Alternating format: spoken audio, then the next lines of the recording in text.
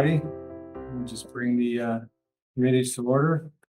And I'll start with the territorial acknowledgement. We acknowledge that the land on which our school and district buildings are situated is the traditional, unceded and unsurrendered territory of the Algonquin people. We also recognize the enduring presence of all First Nation, Métis, and Inuit peoples on the land on which we gather here today. We have two committee meetings today. Our first is going to be Program and Student Achievement. I'll hand it over to Mike. Thank you. Program and Student Achievement Committee on February 14th, 2023. To call it to order. Are there any agenda amendments? No. Just move that we approve the agenda. Your seconder, Dave. Are there any conflicts of interest? None noted. Okay. Yeah, we have two agenda items. The first agenda item is School Effectiveness and Student Success Action Plan and Secondary Report. I'd like to turn it over to SO Kristen Rydell to introduce the group who's presenting. Thank you. Thank you. Very nice to see everyone and happy Valentine's Day. I'd like to first introduce the team. So we have Krista Rakowski, who is the System Principal for Student Success and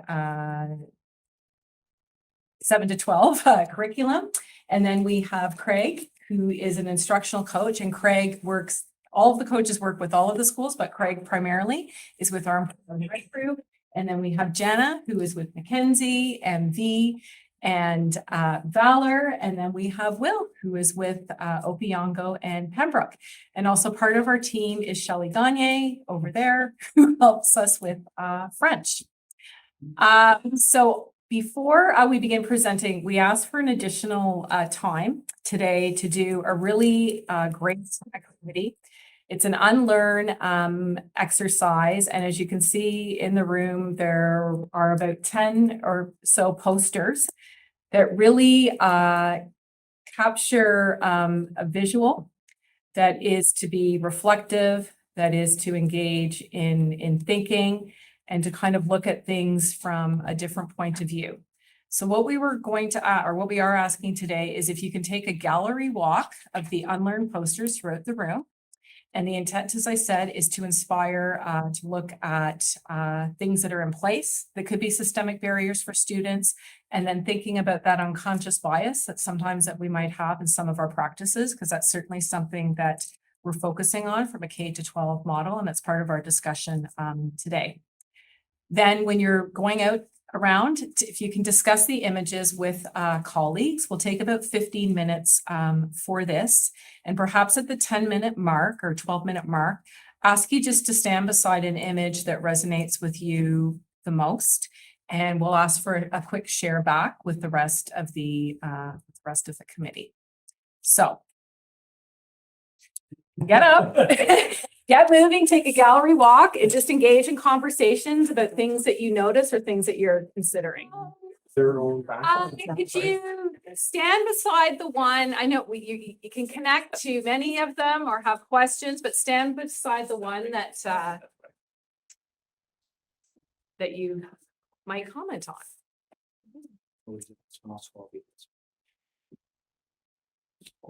Okay, so we'll just do a quick share back. Leo, if it's okay, if I begin with you. All right, so this one here, I took it to be either a church or a school. The other two that were talking with me, they said, "Oh, it's a school." One's the laugh loudest, right here. Yeah, we were a little bossy about it. Yeah. So, I mean, either way you can take it, you know, with the church or with the school, you know, like three privileged white kids going in, or adults or whatever, you know, like no baggage, nice, I guess a yellow sky, but over on this side, like it's a nice smooth direct line into whichever building you want it to be. And then you have underprivileged, whatever that would be to you. Just more of a road to get to the building, the rocky road, and more clouds. And then with, you can see there's a backpack, so more baggage. Yeah. Dave, did you want to add anything? Nope, I think Leo did a good job. Thank you, Jody. Have anybody around me? Okay. Well, I was instantly drawn to this one because I couldn't figure out how it fit with what we were doing. So I came here and we had some great discussions. So what it is a picture of, I guess, a dead fish or a fish skeleton, and the bones are buildings. And so during our discussions, I wanted to know how this could fit in with the changes that we're seeing in the schools and moving from applied in general to a more broader curriculum. And what we discussed a little bit was unlearning wasn't just about that narrow aspect of the curriculum, but it was also about broadening our perspective, thinking of different cultural perspectives and even environmental perspectives. So in this case, we can see the construction of the buildings actually being mirrored in the water and its toll on the environment. So that's all I have to say about that. Thank you. Mike. Yeah, I figured I'd stand beside this one for two reasons. One, nobody was here, and the other reason, it did strike me. And it's basically someone going, and my original thought, being in my sixties, was I remember my parents' generation, it was one of those generations where, you know, kids really don't have much of a voice. And our youth today, that continuum's come such a far way that, you know, often they're not afraid to speak up, voice their opinion, right, wrong, or in between. That's sort of what I really saw out of this. It spoke loud and clearly to me. That was it. I didn't get a chance to discuss this particular one with anyone. That's how it jumped out at me. And I also picked it because nobody else had. So I had discussions with several others about several other pictures, but that's what it obviously struck to me, is that the generation of today, and then maybe partially through technology also, are just so, I guess in some ways, very liberal with their voice. Thank you. Thank you. Dave. You want some? Oh, I just that there's, what struck me was the wheelchair at the bottom of, we're assuming it's a graduation hat and a barrier that sort of prevents the person, like just a indication that there's a lot of barriers for that person with handicaps to be able to achieve something that normally a graduation cap would represent. And you know what, I just thought of, because when I was across the room, I didn't see the person in the wheelchair. I saw this and I hadn't seen the poster before, so I came over to look at it. I'm wondering about the size of this person too, in relation to the size of the graduation cap. Yeah. Barriers that are there for that person. Overshadow. Yes. You also turn that to the other side once you've graduated. Ah, yes, that's right. Thank you. Right, Jenny and Pino. So I have been drawn to this one. It appears to be a picture of 4 students facing the front. Looks like a chalkboard at the front, and they're facing ready for learning. And each one is represented by a different battery level. So this one is a student whose battery is full. This one is very close to empty. You know, this one's about halfway. This one's a little bit more full than that one.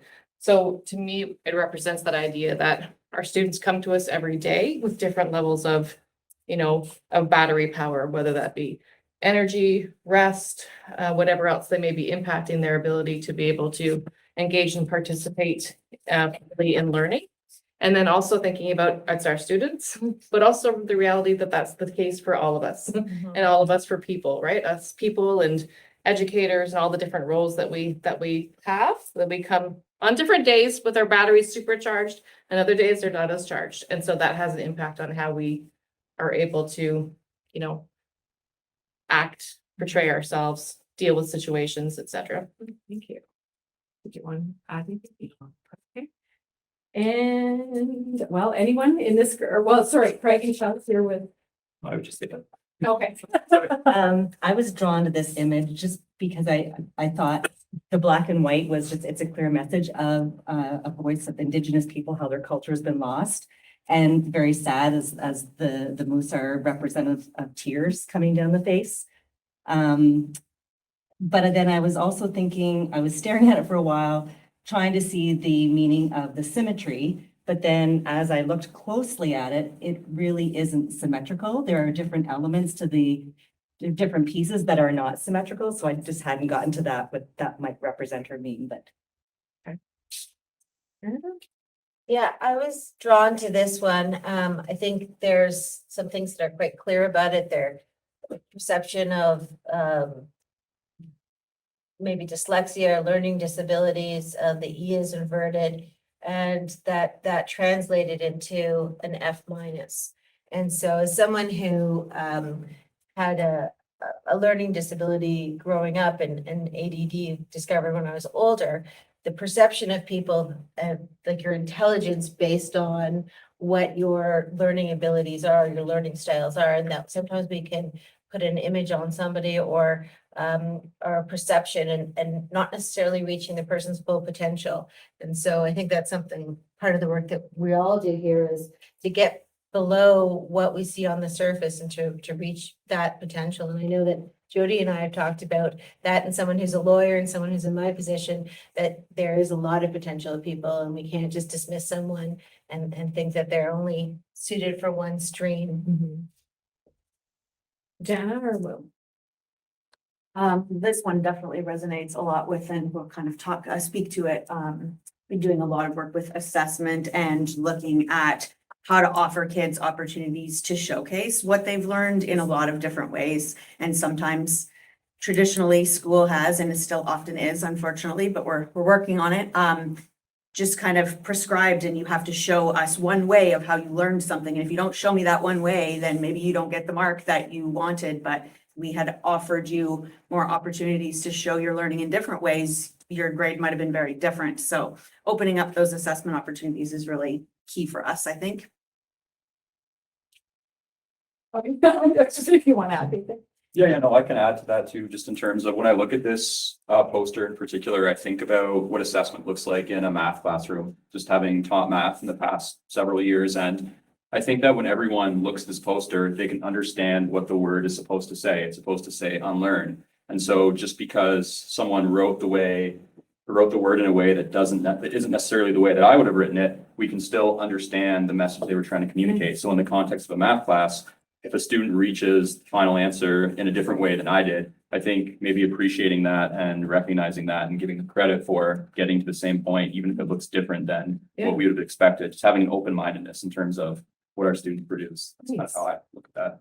Well, thanks very much, everyone, for engaging. And it does connect, with everything we're doing in the district, but certainly with a number of the Rethink initiatives, because we're really rethinking how we are serving students, how we're providing opportunity, the way we're providing opportunity, what are the intersectionalities of kids, and certainly also being mindful of what supports are needed for us and certainly for teachers, EAs, ECEs, everyone in the system. So thanks very much for that.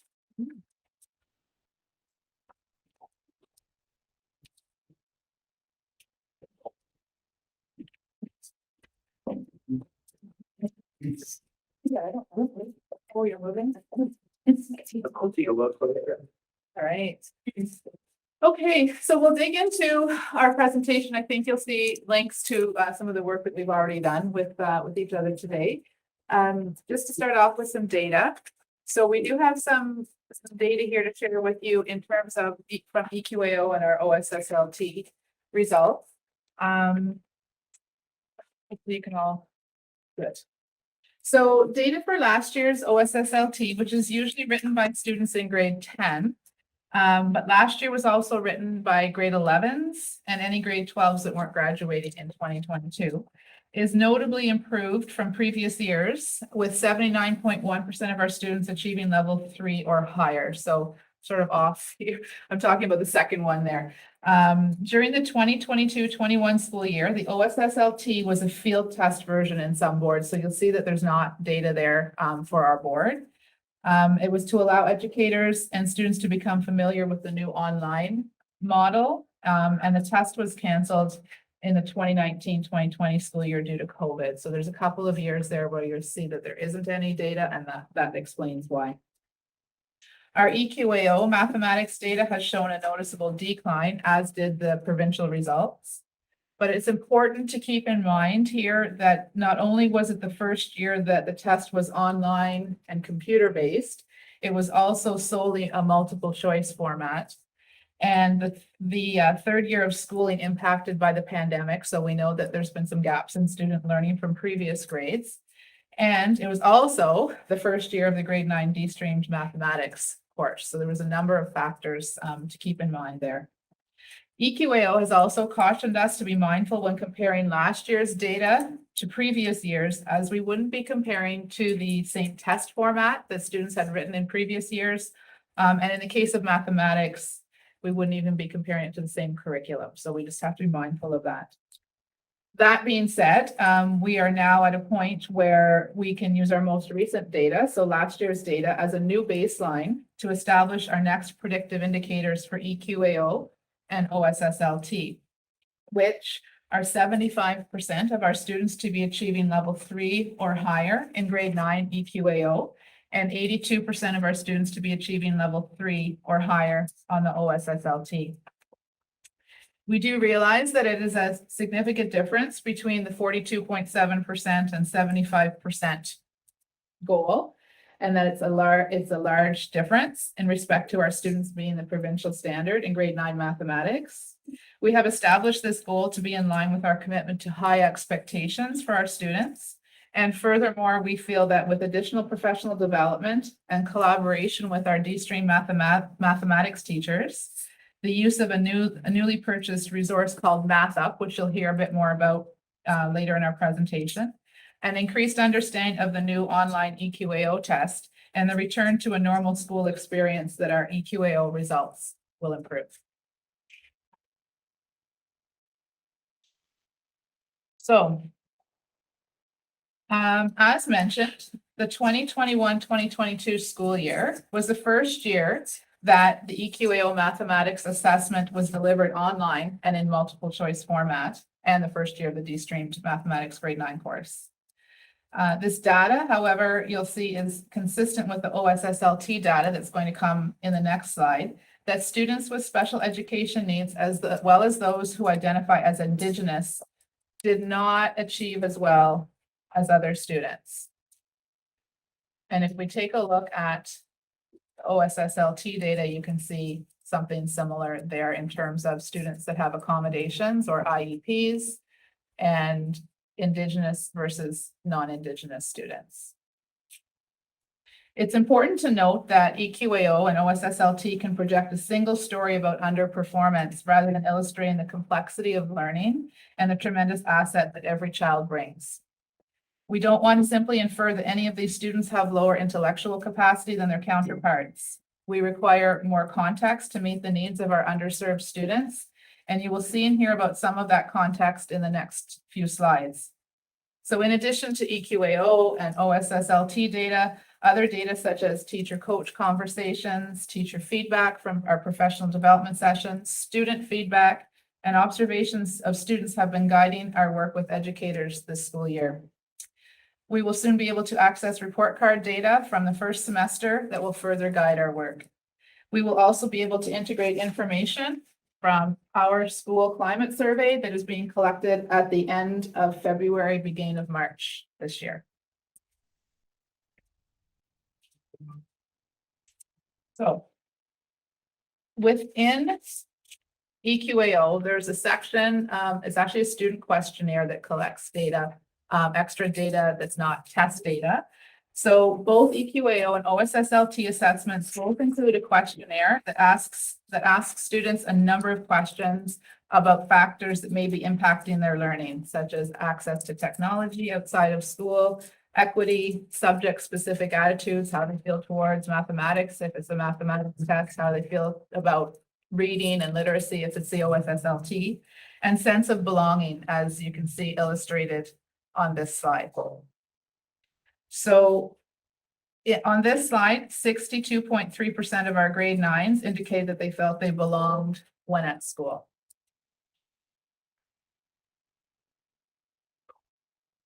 And this is a similar question, but a question of the students that wrote the literacy test last year. So like I had said, it was grade 10. So some grade 11s, and then some grade 12s that weren't graduating last school year, answered the survey question as well. And we had 50.2% of those writing last year that indicated that they felt they belonged at school.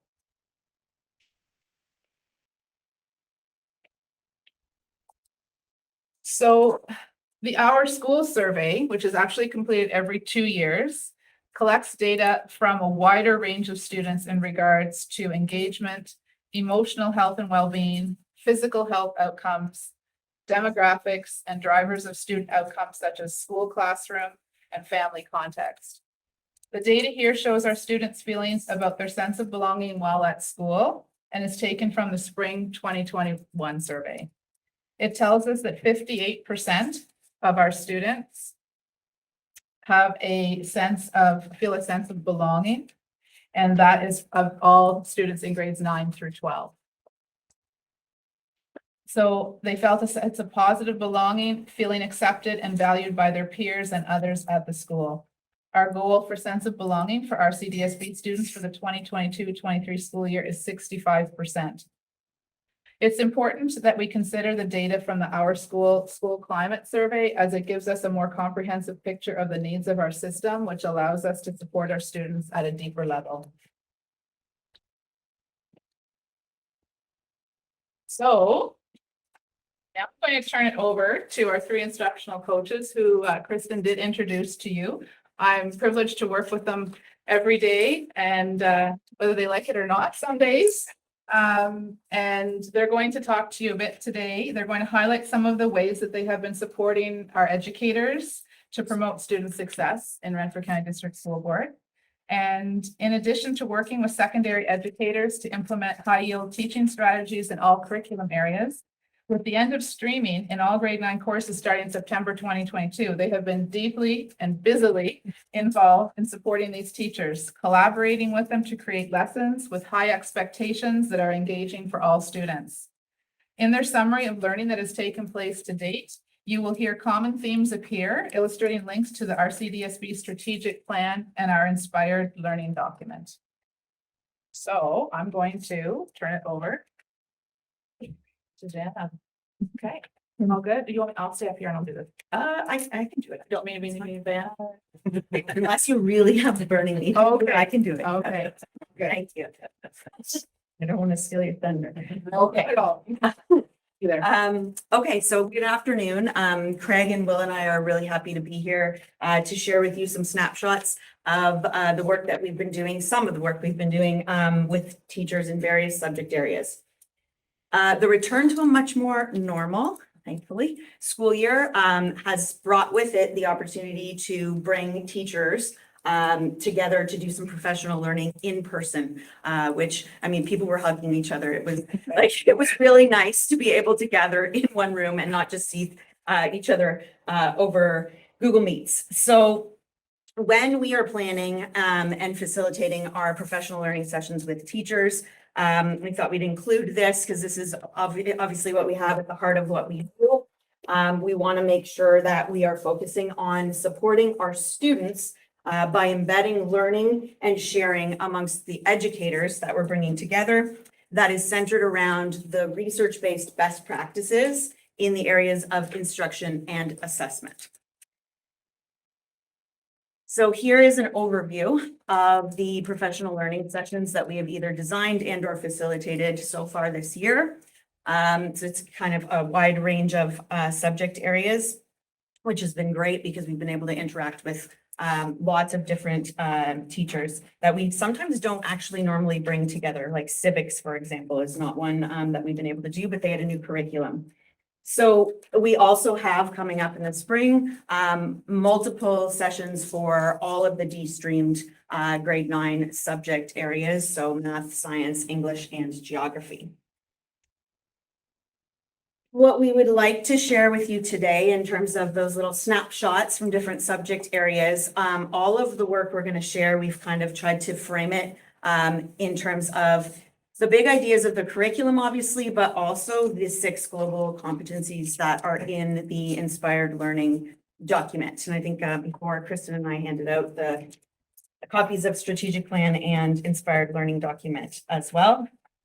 So we focus obviously on making sure that we're connecting to that document. But what we thought, rather than just talk about the curriculum, is that we're going to kind of walk you through in terms of which of those global competencies we were trying to bring to the forefront and increase in our students. I'm going to turn it over to Will.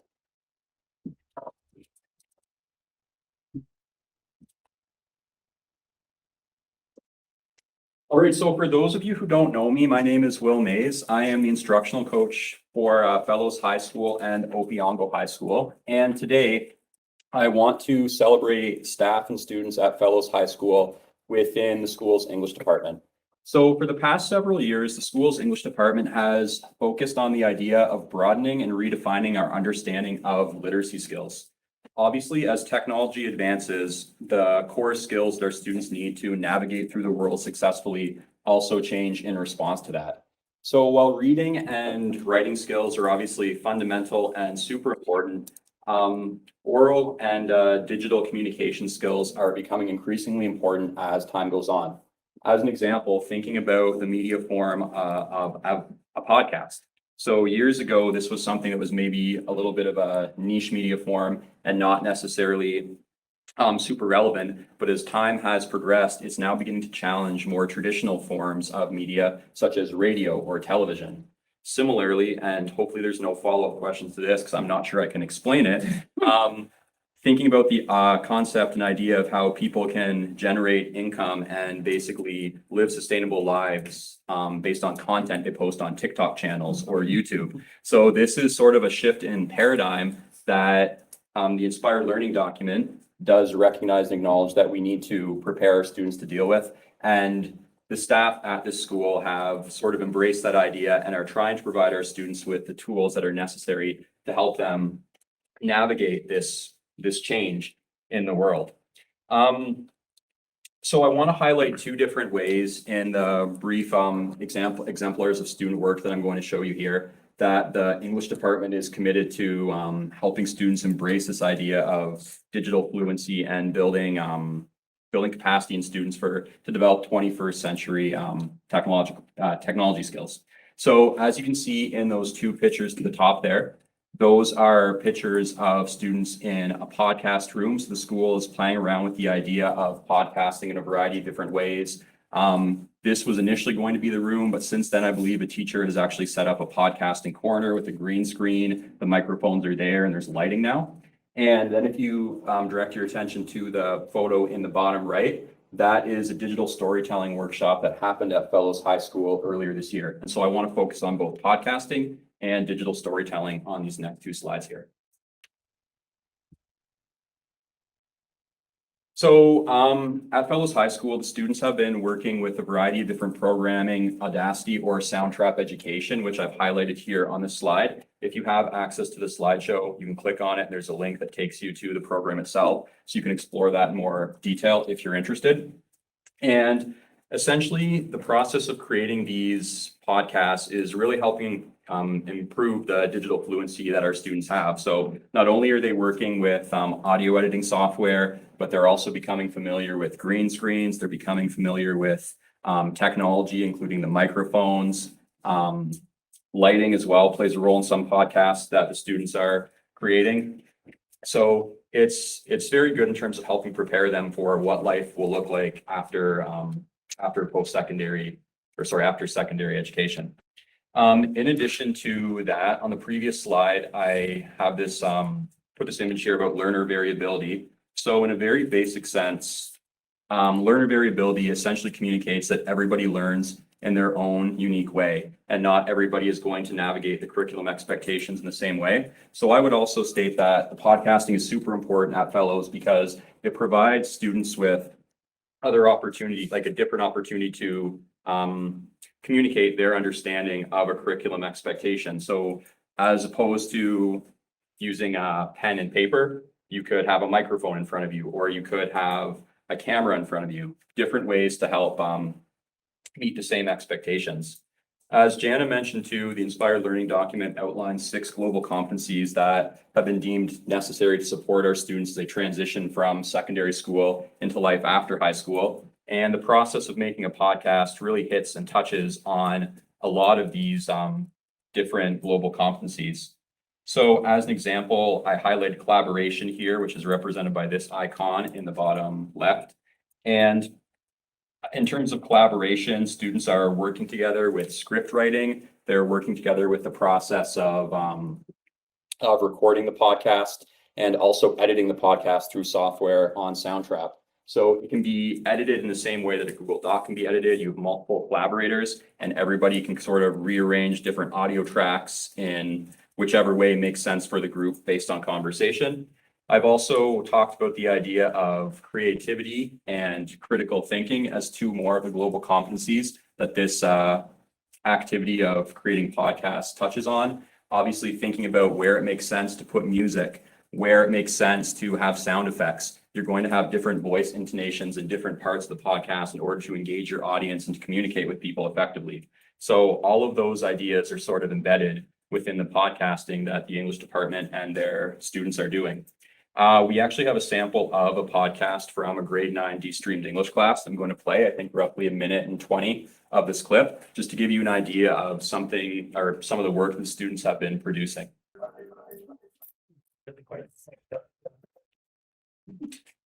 All right, thank you for that.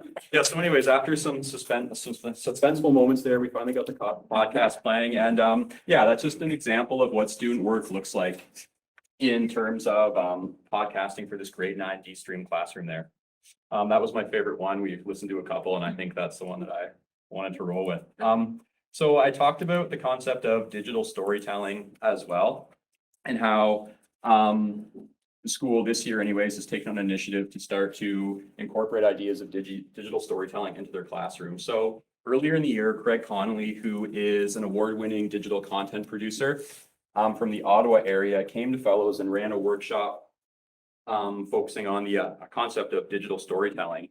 And at this workshop, he was introducing the students to a variety of different technology that could be used. If you see this photo right here, this is from the workshop that he was in, and a student is filming something there. I'm not entirely sure what the details of that. And he was talking to the students about video editing software, cameras, the idea of green screens. And based on this workshop, I know that some teachers have taken bits and pieces from this and incorporated it into their classroom. So one thing that's really interesting in one of the classrooms, they've talked a lot, had a lot of discussions about the impact that lighting and camera angles can have in terms of telling stories. So this is a little bit of an anecdotal story that connects to what I just said. A parent had approached me a couple of weeks ago and was talking about what they were doing in their son's English class. And he said, I was watching the new Spider-Man film.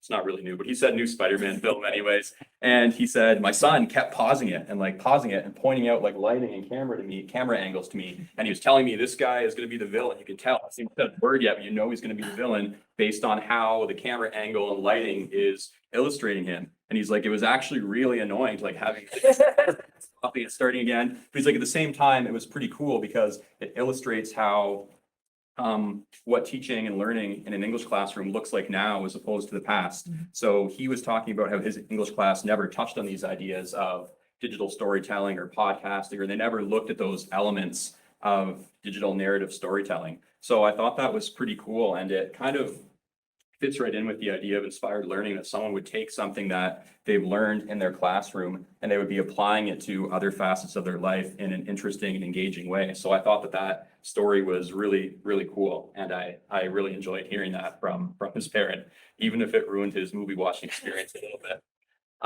Again, those 4 blue diamonds there are supposed to represent 4 of the 6 global competencies that I personally felt were connected or are connected to the concept of digital storytelling. First, just like podcasting, the idea of collaboration. You have a student filming, you have a student running lights, you have students acting, another student might be running audio to put together a final product for this and to make it make sense everybody is sort of doing their role and working together and talking. And that sort of just reflects a skill that students need to have when they graduate from high school, the ability to work effectively with others to accomplish a goal. Another thing about Craig Connolly that I don't know if it's written up there, but he focuses a lot on digital storytelling where students explore their own identity. And he also focuses on the concept of bringing to light social justice issues. So I thought about, in terms of his workshop and some of the work that they're pulling from that workshop, it really helps build students into global citizens who are empathetic and develop an awareness of how the world looks from somebody else's perspective, which I thought was really great as well. And then again, back to the idea of critical thinking, how you can use camera angles or lights simply to communicate a message. To me, that's a really cool concept and something that, yeah, maybe wouldn't necessarily be very obvious to everyone right away. So those are just, that's just a little window into what one of the departments is doing in one of the schools that I'm working with. And I thought it was pretty cool to chronicle and show everybody. So I'm going to pass it on to Greg now, and he's going to take the lead. Those are pretty tough act to follow. I got nothing quite so glamorous as podcasts. I'm a math teacher and a science teacher by profession, and this isn't clicking. It's because the video is Video. playing, so you can pause the video. Oh, okay. But they don't teach technology. There we go. So again, Jana pointed out the fact that we did a variety of different PD sessions. And I just want to talk about really one of the sessions that turned into several sessions, just as an example of some of the work that we've been doing with teachers and trying to support them. I went one slide too far. Everything. But I don't know, that picture is pretty small, but if you have it for yourself, you might recognize a celebrity in the photo. Dr. Marion Small was the author of a really fantastic resource called Math Up. And the PD session that we provided was for grade 9 math teachers. We brought them together and tried to guide them in some exploration of the resource and tried to help them see just the variety of ways that it would help them, not just bring out the big ideas, but again, we've talked already about sort of the 6 competencies, and really to help math teachers transition from what would be a more traditional focus and a traditional emphasis to really working with their students to develop their socio-emotional learning skills. Because again, that really lines up quite well with those competencies. That was our first day, and the date's there on October 11th. What we did after that, we had 2 different sessions in 2 of our schools where we brought teachers together. And what we did was at some point in the day, we were in a grade 9 math classroom, but Dr. Small sort of worked with the students in advance with a focus actually on consolidation, designing a lesson together, presenting the lesson, and then debriefing it. And so we did that first of all at Fellows and then at Valor. And then we finished up our time with Dr. Small just last week. We brought math teachers from every school were invited to join us, and we were at Fellows at Tapa. And she presented a whole bunch of her thoughts and her research on assessment and evaluation. And really, again, mostly in the context of the grade 9 math course. We're talking about global competencies. And again, I'm not going to read to you, but that you see on the screen is actually a strand in the grade 9 math course. And so the grade 9 math course, as it's been de-streamed, now has this area of emphasis where we're really trying to build these socio-emotional learning skills. And so one of our emphases in working with the Math Up and working with teachers and using it was to show them how this can be embedded into their practice. And that's really what I want to focus on as we go forward. So again, this is just an example of what's on the website. And this was a questionnaire that teachers could give to their students, and they could do it digitally. You could print it out. And these questions are really related to a lesson, asking them to reflect, asking them to sort of consider and to self-assess. But as you go further, and I actually put a link to the entire document on that image. And if you go deeper into it, what you're going to discover is there's all kinds of just fundamental reflections that you're asking the students to do. And so again, as Will has pointed out, we're really trying to get this idea of think about your thinking and that type of thing. And so you're going to see students working on their character, their communication, and on their critical thinking skills. Just wanted to show you a couple other facets of the Math Up as a resource. It has a phenomenal array of opportunities for differentiating. If you're trying to work with students who might need multiple entry points, you have students who might struggling, and she's got lots of tips. She's got such a phenomenal mathematical mind, and she's really presented some great ideas so that you can increase engagement, you can support the struggling students.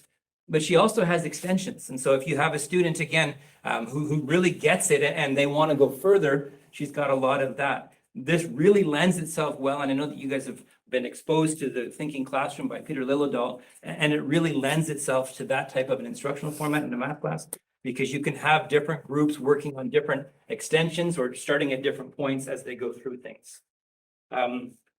Finally, in thinking about our students and the fact that they do write the EQAO grade 9 math assessment, Dr. Small has created in each lesson, in each of the topics, questions that are formatted really to try to give them some exposure, to give them some resilience when it comes to getting ready for the EQAO, develop their character, develop their critical thinking skills, and really just help them to be as ready for what they're going to be seeing going forward as possible.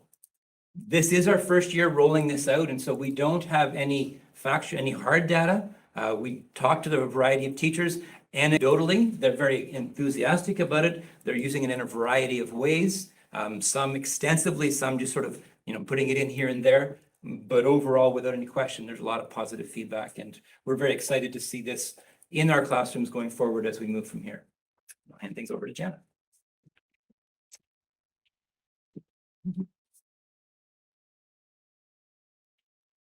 All right, so I just decided to share a little bit from the grade 9 D-Stream Science classes, 2 of them that I've been working with teachers to develop some kind of different, more student-led types of inquiry. So what I have on this slide is just a summary of the 4 global competencies that I feel are probably most prominent in the 2 examples I'm going to share.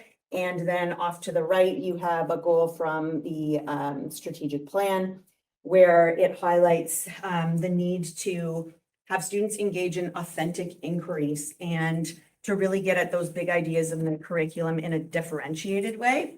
And what we have come to see is that we definitely do have students having that opportunity to be more successful and to do some deeper learning. So that's pretty exciting. So the first one that I'm going to show you is an inquiry-based project done at Madawaska Valley District High School in Laurel Ann Cernosky's class. And it has embedded in it the use of the scientific research process. That's what's off to the right there from the curriculum document. And then on the left is a summary of the big ideas that she was wanting their students to focus their inquiry around. And that's from the Sustainable Ecosystems and Climate Change strand. So the assignment itself, I think you do have access to the slides. If you click on the image to the left, you can see the whole assignment, and there's the rubric in there with the success criteria so that students were clear on what it is they were what it is they were supposed to achieve in that and produce. And I just wanted to mention that obviously asking grade 9s to do a research project, inquiry-based, is like, that's a tall task in a way. So what she did, we collaborated on a condensed version of the assignment that they worked on collaboratively in groups of 2 or 3, and got a chance to really engage in that research process and get some feedback before they had to do this independent project on their own at the end of the unit of study. So they had 3 infographics that they were supposed to look at, examine, and then choose one statement off of one of them to base their inquiry questions around. So they used this document, Developing Effective Questions, which I think we've actually showed at a previous board presentation, but it's really starting to grow and be used in more classrooms, which we're happy to see as well. They had to write an evaluate question. So how might, or why will, or how could, one of those kinds of questions as their overarching inquiry question. And then they were creating a whole bunch of sub-questions that they could use to scaffold their research and help them answer that overarching question. I do want to mention that we had, Garfield Ginny Newman come for 3 sessions with their science teachers, and he focused on creative and critical thinking skills.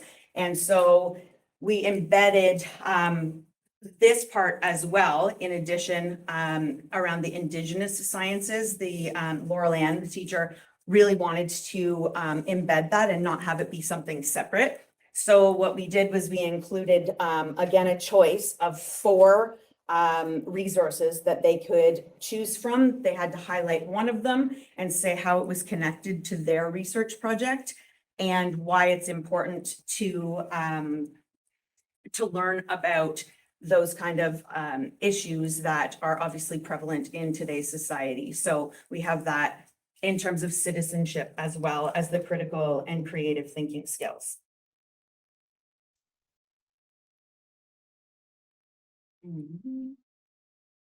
Okay, so I'm just going to click on this here. So students, in terms of their communication of their research, they needed to produce what's called a Padlet. So I don't know if anyone's familiar with that, but I think some of them have been presented here as well before. It's a digital bulletin board.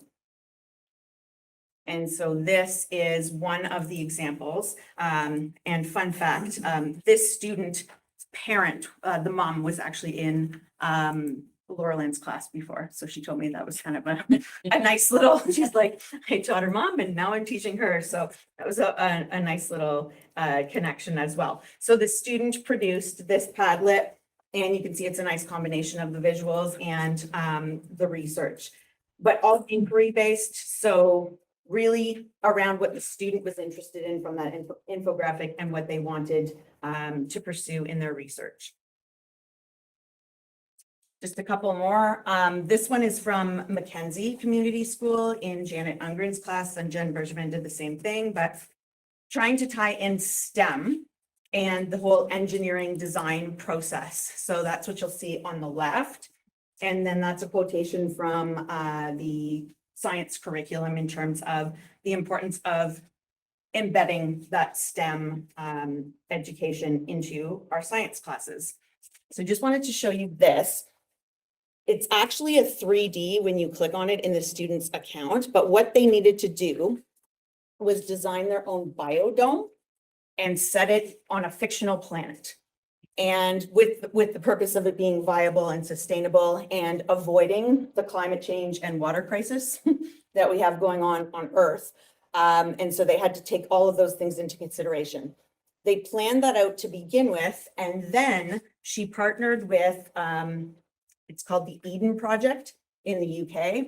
And they brought in virtually an engineer who had designed those biodomes. And the students got to ask questions to the engineer and then go back to their plans and tweak it and say, what do I want to change about mine? How can I make it more efficient? Is there something I didn't think about? And so this 3D model on Tinkercad, their digital design software, they each kind of had to come up with that 3D design. And then you can see all those little white. Those are all their labels and their justifications for all of the characteristics they included in their biodomes. So at this point, we are done our little snapshot summary and just running. Okay, oh no, I just need to drink water. Okay. And so we'll just open it up for questions. I just add one thing. So with data, so we didn't have a lot of data indicators for this presentation, but what we are going, some of the results actually were put into the system today, but we are going to be looking at achievement data for particularly the 1W math and the 1W science and looking at achievement, and that will help to inform us kind of some of the next steps that we need to take. Right back in the very beginning of the presentation there, sorry, I stepped out for a sec, but the one percentage, you said 58% of all students feel that they belonged in school. Like, I'm just sort of, was there a survey done to justify or research why the other 42% of kids didn't feel they belonged in school, or?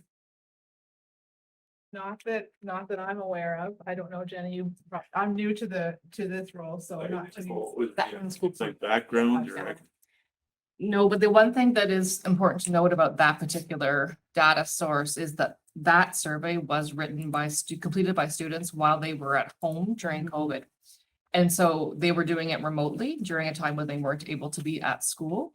So we have noted a decrease in questions like that, and as well as feeling safe at school during that period of response. And we are very much hopeful that when we repeat that survey again now, when students are in school with a more normalish year, that number will look differently. If it doesn't, then we have, well, you know, and even if it does, and it's still not as high as we'd like, we still have work to do, but that is possibly part of that explanation.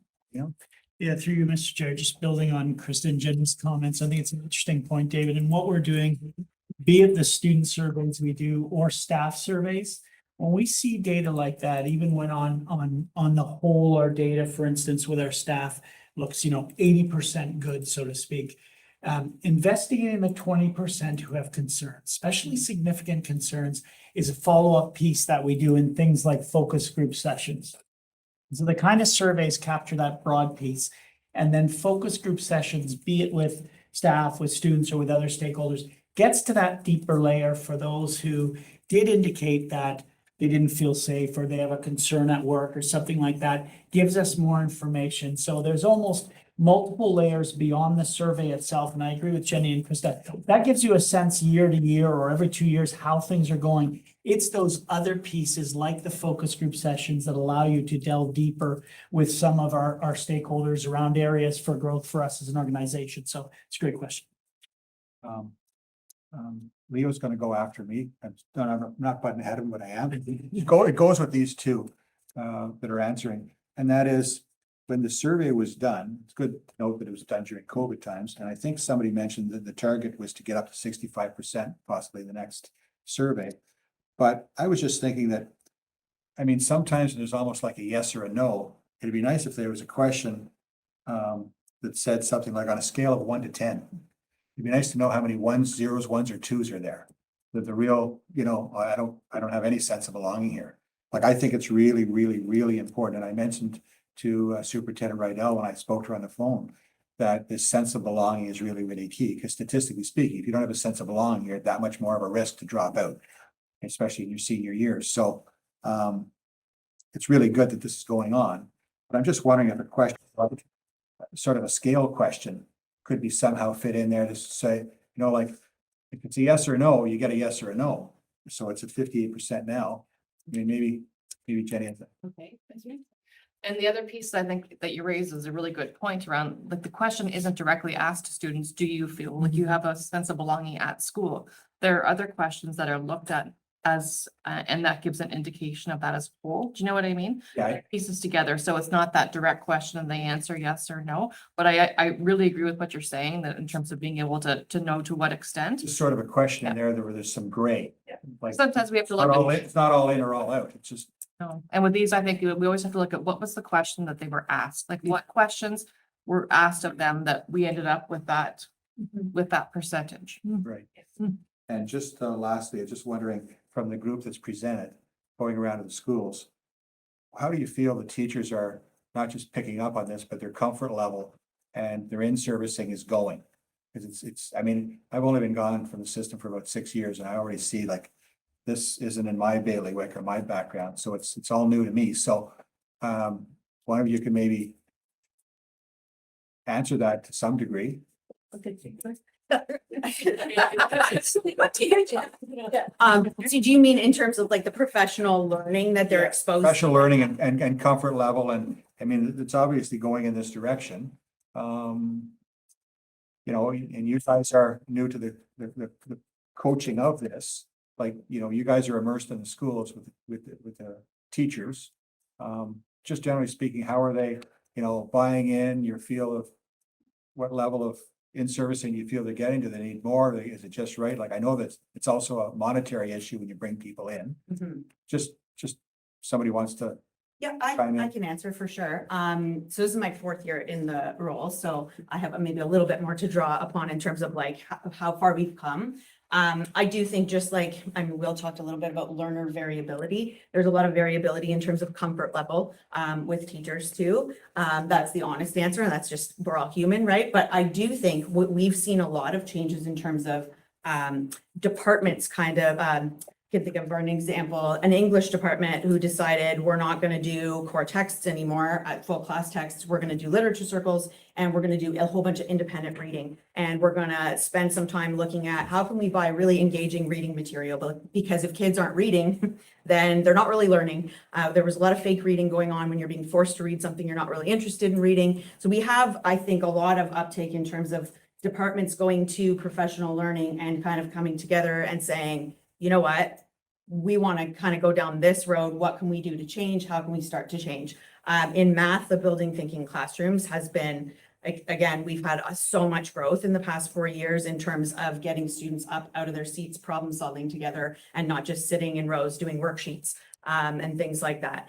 I do think, like with anything, the science curriculum is new. So we're seeing like coding is definitely something that we are building in more professional learning around, that people have an appetite for. And we're seeing a lot of that starting to grow in classrooms as well. So it's kind of varying in various, subject areas. But I do think that in terms of people are, like I said, when we brought them together in a room for the professional learning, like they're happy to be there. They want, generally speaking, the vast majority of people are hungry for the learning. And then it just becomes a question of, like you said, there are monetary issues. So sometimes we have to be creative, meet in smaller groups, meet on prep time, things like that. But I do think generally the attitude is, and the appetite is there.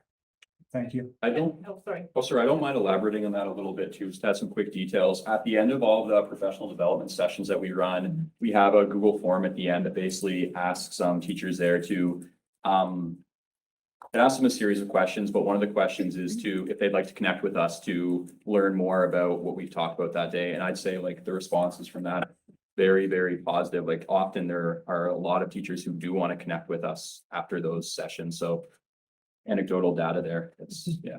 Thank you very much for your comments. If I can add to just the other piece is that the appetite is there to work with colleagues because our schools are fairly small. So you might be 1 or 2 people working in the building in science. So they really enjoy the time that they have to collaborate with their colleagues and talk about best practices and learn from each other. So getting together has been great for that as well. Thanks a lot. Leo, I think Thank you're you. up. Thanks. Just more a comment, great presentation. For me, I just thinking back, like when I went to school, like, not that I really wish, I was a student in these times, but wow, just all the stuff they were presenting, just the, with the learner variability, I think you're hitting the mark and offering variability for the students.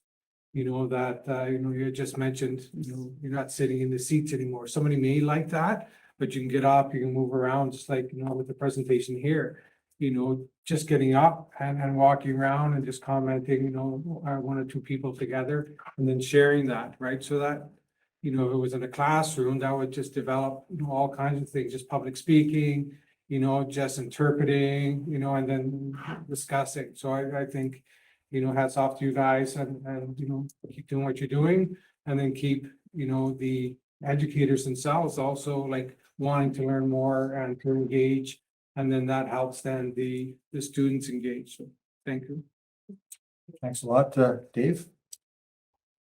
Just back to David's comment about the belonging, and I mentioned to Jenny earlier about, and all the work that Leo just mentioned that went into all of this. It seems like that sense of belonging has resonated with trustees. And I think I have two comments about it. One is, we had talked about this before, especially at the secondary level, about having high school be a place other than just a brick and mortar building you go into. And I mean, we all look back at our own personal experiences, but when I was in high school, they had a club for everything, chess club. Not just the sports. And I really feel like at the secondary level, whether we need to invest money, I've promoted that before, we need for that sense of belonging to mean something to students. School needs to be more. So it needs to be the chess club, it needs to be yearbook club, things like that, that get, that have that give students, wow, that's my high school. I go there not just to learn, which is the primary goal, right? But it's also to have a sense of belonging to that school. And I feel like because of COVID, we've lost that and somehow we have to get that back.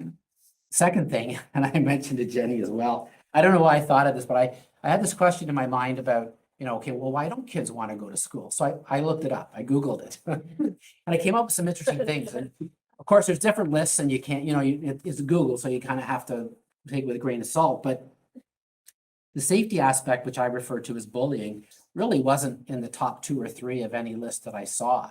The ones that sort of stood out to me were, I said to Jenny, one is kids in this generation in high school don't like to be told what to do.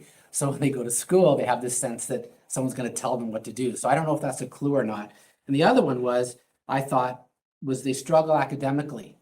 So to me, if they're maybe concerned about their peers or how they I know that classrooms are now more group learning and things like that they didn't have when I went to school, which I think are all great.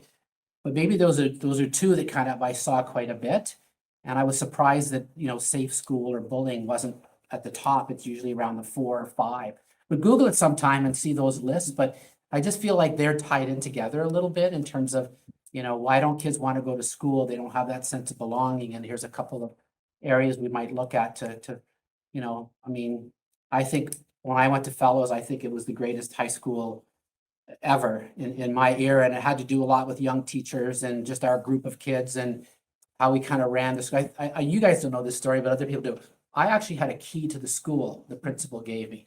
We would go in the mornings and go into the gyms and work out. That's how it was back then, right?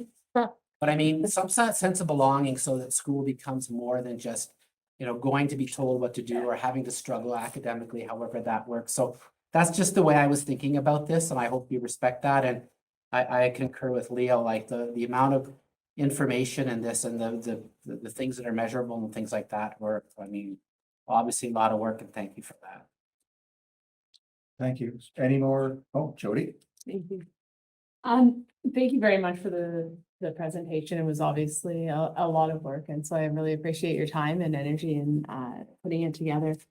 I really like the idea of unlearning and trying different approaches to how we teach kids the fundamentals. I do have some questions based on the presentation that you've given. Obviously, the numbers for math are quite concerning. So my first question has to do with de-streaming. And when we looked at the numbers from the previous time that we had got numbers to this one, it does seem that, of course, with the pandemic, everybody's doing a little bit worse. But what I had expected to see maybe with the de-streaming was that the total would be somewhere between applied and academic. And in the end, it ended up being a little bit lower than applied. I guess one of my concerns and something that I put to you is by trying to have an inclusive environment, are we simply painting with one brush everybody and doing everyone a disservice rather than looking at diverse approaches for different learners and different modes of learning? Yeah, no, great question. Part of with EQAO last year, to be honest, it just depended on how the system was using it. Previous years, it would count towards a summative or part of that 30% of a culminating task. And last year, given COVID and it was a new system with a new curriculum, I will say there wasn't the same emphasis or certainly student engagement of it. So probably that data is a bit off. A better indicator really will be this year, how students are achieving in the 1W, and we could provide that relatively soon. Part of it as well with de-streaming is that it's also, again, shifting a little bit how we look at assessment and evaluation practices, and not everything just being that product concept of students being able, to problem solve or whatever with pen and paper, but also what observations are the teachers having in terms of their engagement when they're doing, that collaborative work with colleagues, or with their peers, and certainly the math conversations, so that, you know, things like exit interviews for kids to demonstrate their learning verbally versus just the pen and paper. So it's not, it's high expectations for everyone, and it's also looking at who are we referencing in any D-stream classroom, but particularly with math, it would have been a lot of kind of Euro white male point of view, and looking really at the beauty of mathematics and how math is used in a variety of cultures. So personally, and I guess professionally as well, I don't really look at EQAO last year as a really good indicator of achievement. I think it'll be a richer narrative in terms of what we look at from the 1W achievement for semester one, and that's something that we can bring back and then have that conversation. And so the other part is that it was all multiple choice, where in the past, students could show their work and the markers at EQAO would take a look at that. So Right, like your point was, it's either a yes or no, it's either right or wrong now, whereas before, students could actually show their work and get let's say part marks for something. So that looks very different now too. So getting a bigger picture of like the actual student marks, work into the classroom, like how they're assessing now in the classroom, looking at student work on whiteboards, that's gone from EQAO. So that's something just to be mindful of too. That leads me to the follow-up question, and perhaps Director Buffoni, you can address this as well. In what ways are we going to be evaluating, if we're teaching now with oranges instead of apples, how are we having our evaluations reflect that we're looking at oranges instead of, you know, the white male perspective that was apples before? Yeah, a couple of pieces there, just building on both Kristen and Kristen's comments, which I agree with wholeheartedly. I think time will tell a little bit more if we're on the right track. We're getting the signals. I agree with the point. One data point isn't going to be enough. Having said that, we've got to do the work, and that's happening through the work of our secondary school review around building a framework for de-streaming, because it's not easy having a classroom with a diverse set of skills, interests, readiness profiles, etc. So we've got some work to do as an organization in continuing to prepare for more de-stream classes. At the same time, we're also seeing trends from a ministerial perspective around the right to read, for instance, which speaks to a more structured approach, more explicit teaching of certain skills, and not the assumption that every student is going to pick it up along the way. That's coming in the form of a right to add. Same thing in the area of mathematics, that we're going to be heading, we've already had a signal from the ministry, we're heading to more explicit instruction that's research-based, and we know is going to help that group of students who don't pick up the cues, as was the case in literacy. So I think when you put that greater emphasis on the explicit instruction in literacy and numeracy, along with all of the global competencies, and I think Jenna showed a number of them in that one initiative that was being looked at, critical thinking, etc., along with this analysis of our data over time and the development of our D-stream framework for the organization is going to, I'm confident, bring more success for students over time. But it is work, and we can't take it for granted. We can't assume that it's going to happen on its own. We've got to be working through examples of presentations like this in all of our classrooms to see that through, because classrooms are becoming more and more challenging, and quite frankly, more challenging than when I was a teacher. Thank you. Any other questions? Sorry. Follow up? Well, actually, it's a second question, but I suppose it ties in a little bit. And I think it's so great how we are really trying to make sure that everybody in the class gets a learning experience. I also think it's really great how we're bringing in new technology and new ideas to enhance the learning experience so that it's more applicable in the world.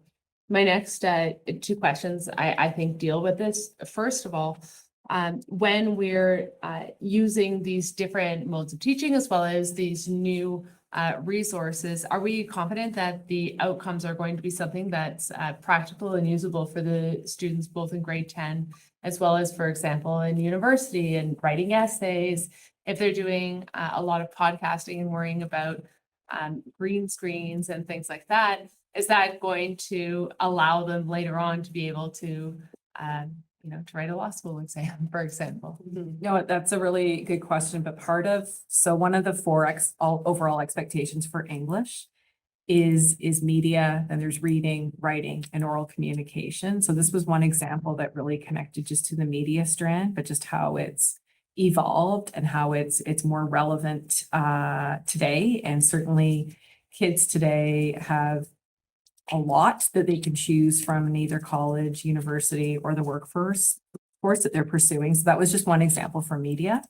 But for writing, there still would be the writing of the podcast and looking at not, the same structure as an essay, but still looking at, the parts of speech and how to construct a sentence and then things like that. So it's not lost. It's just there's more, an essay used to kind of capture everything except the media strand.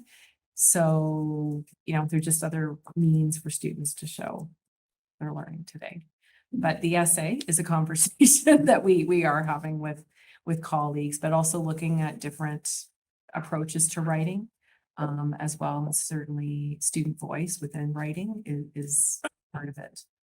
Do you mind if I elaborate on that a Yeah, little bit yeah. as well? So just to focus specifically on fellows at the school that I was chronicling with that, another goal within the department is the concept of focusing on like interdisciplinary literacy. So basically thinking about specific students and what their career pathways look like, what they want to do when they graduate from high school, and then tailoring writing exercises to accommodate that specifically. So instead of saying everyone is going to read King Lear and they're going to write this identical 12-paragraph essay, some of the teachers are trying to be cognizant of this student wants to go to medical school. So it doesn't make sense for this student in English class to read King Lear and write the same essay as someone who wants to be a mechanic. So they're trying their best or that's a goal anyways, it's still early in development process, just to make sure that they are accommodating individual learners with specific pathways. So that's kind of in the motion with some of those same teachers who are doing the podcasting. So hopefully that. I think that's wonderful. And having worked at Queen's where I had students coming in and I saw the different ways they were learning. In a lot of ways, they were certainly already when I was working there, they were more diverse. They were more cognizant about different ways of learning. On the other hand, sometimes I think we can with new things lose the forest for the trees, focusing a little bit too much on the modes and not so much on the substance. So I'm very interested to see how this goes, and I'm really interested to see the outcomes in terms of like how we're measuring success, where we're seeing success, and how that's actually translating into them getting a job as a mechanic or getting into college or writing a scholarship essay to let them have the finances to go to university. So thank you very much for all your thoughtful responses. Thank you. Any other questions? I'd like to thank Kristen for bringing this presentation forward. I'd like to take a moment to give the group a little token. Thank you.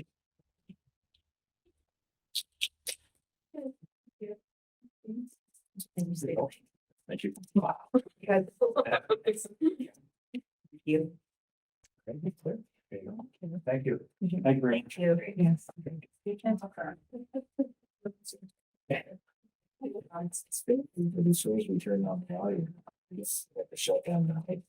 Otherwise, these mics not.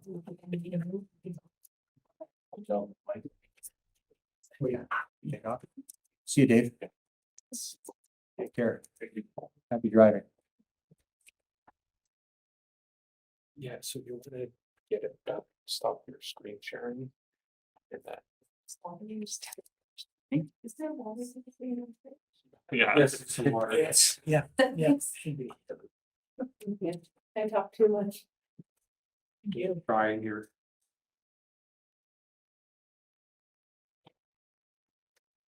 Anyone else? Mhm.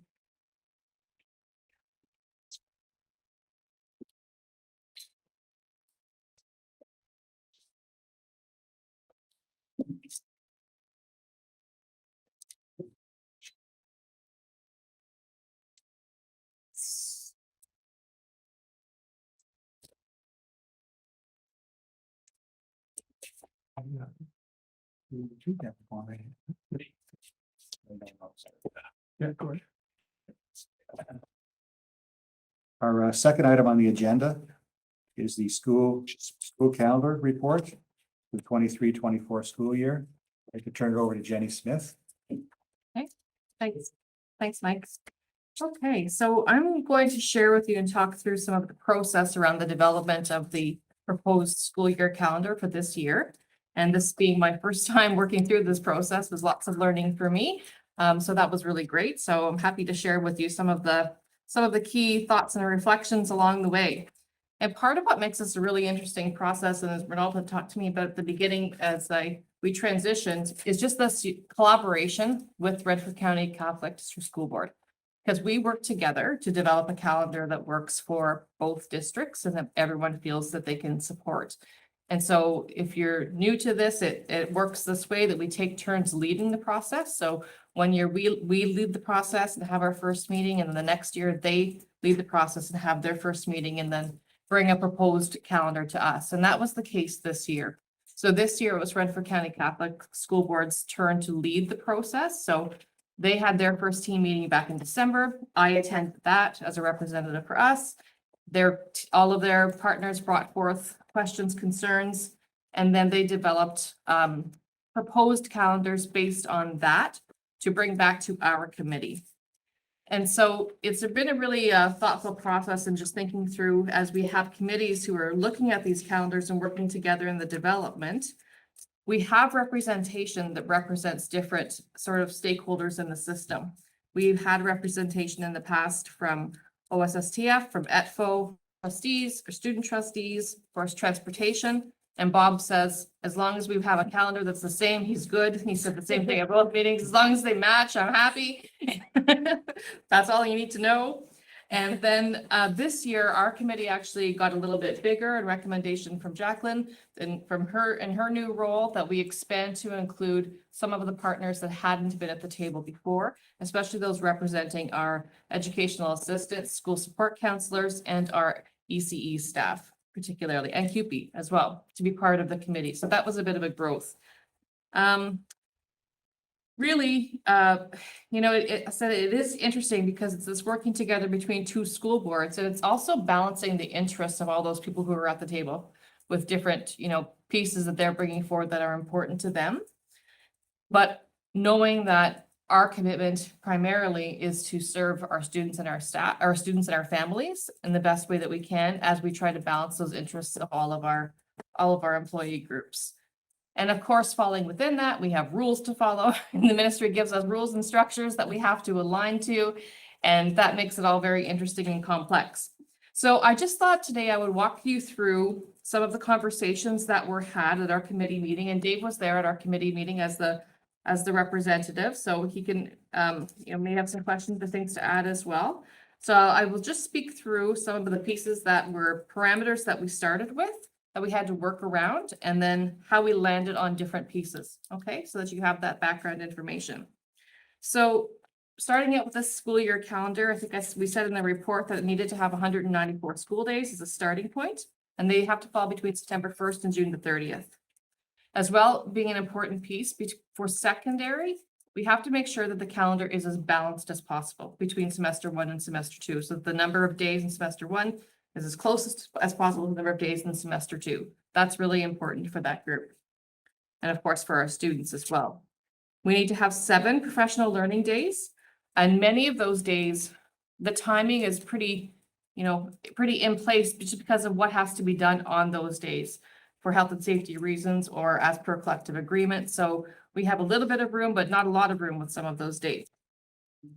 We also need to have 5 days in each semester for final evaluations at secondary at the end of the semester. So we started off at our committee just thinking about if we had September 1st as the start date for staff, as that was what was brought forward from Renfrew County Catholic District School Board. Then we were left with 195 days until the end of June, which meant that we had 1 born holiday to play with. So that's kind of was our main starting point for the conversation. They presented us essentially with 2 options. One that they were hoping to bring forward And one of them had a board holiday on June 28th, the last day, and the other one had a board holiday on December the 22nd, which would be right before the winter break. So that was where our committee started in January with those two options, and then talking through those as well as other possibilities. And I'll talk a lot more about the board holidays because it was the board holiday and the first day of school, which had the most sort of conversation for our committee meeting. So one piece is that it has become really, practice that we have a PD day at the beginning of the year prior to students starting so that we can cover mandatory health and safety training. And that's been the case for several years now. And all people at the table felt this is critical. We can't start school without having the opportunity to have plans in place and a date also for teams to meet to do specific planning for students who will be receiving. So we knew it was important that we had to have one PD day at the beginning of the year before school starts. And so right now that has landed as a proposed September 1st. So the Friday before the long weekend being the first day for staff, and then the first day of school being the 5th of September, which is the Tuesday after the Labor Day long weekend. Okay. So I will tell you, this is where we had a lot of conversation. Because that Tuesday after Labor Day has been, there has been a longstanding community expectation that we come back to school on that date following the long weekend, that we start back at school on the Tuesdays. And I think that's, our families are accustomed to that, and with childcare and all those pieces, that has been the case. But there was conversation about the fact that if we move that PD day to September the 5th and have students start on September the 6th, that was something that was brought forward by some of our partners at the table. Because what that would do, just so that you understand this part, is that it would mean that those groups who draw unemployment insurance during the summer, if they didn't come back on the Friday and they had that week and then came back the Tuesday after the long weekend, it wouldn't impact their claim for that week before. So that's why, why they bring it forward in terms of, from their perspective, from that financial perspective of the impact on their claim, they bring that piece forward. The other piece that's important for everyone to understand is that a board holiday isn't a board holiday for everyone. And that many of our employees do work on a board holiday, but also for many of our employee groups, it is an unpaid day. So our educational assistants, our school support counselors, our ECEs, some mental health workers, it's just an unpaid day. Okay, so you will remember that last year we had two board holidays, one in November and one in December, which essentially were two unpaid days for those groups, which not everyone was aware of. So we had a really good conversation about this at the table. So I'll come back to this beginning of the school year piece and then back to board holidays again in a little bit.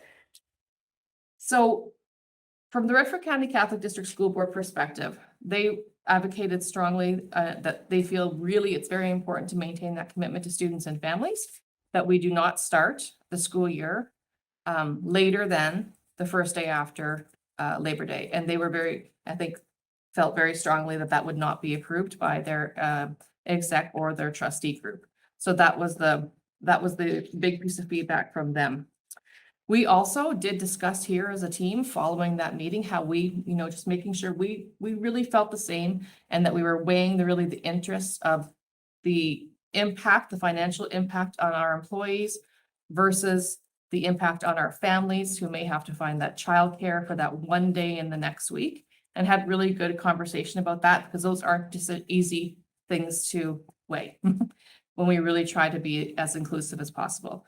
But we did decide that, again, it is the expectation of our students and families, and we felt that the potential impact for that number of people trying to find childcare on a day when they're not used to finding it was great, had a greater impact overall, which is where we have landed with the proposed calendar.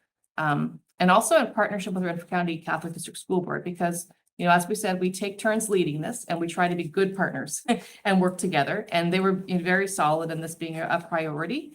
Just as the year before, we were very solid in the priority of having a November PD day, or a board holiday, which they agreed to. So we try to go, be back and forth so that we keep that good working relationship as much as we can.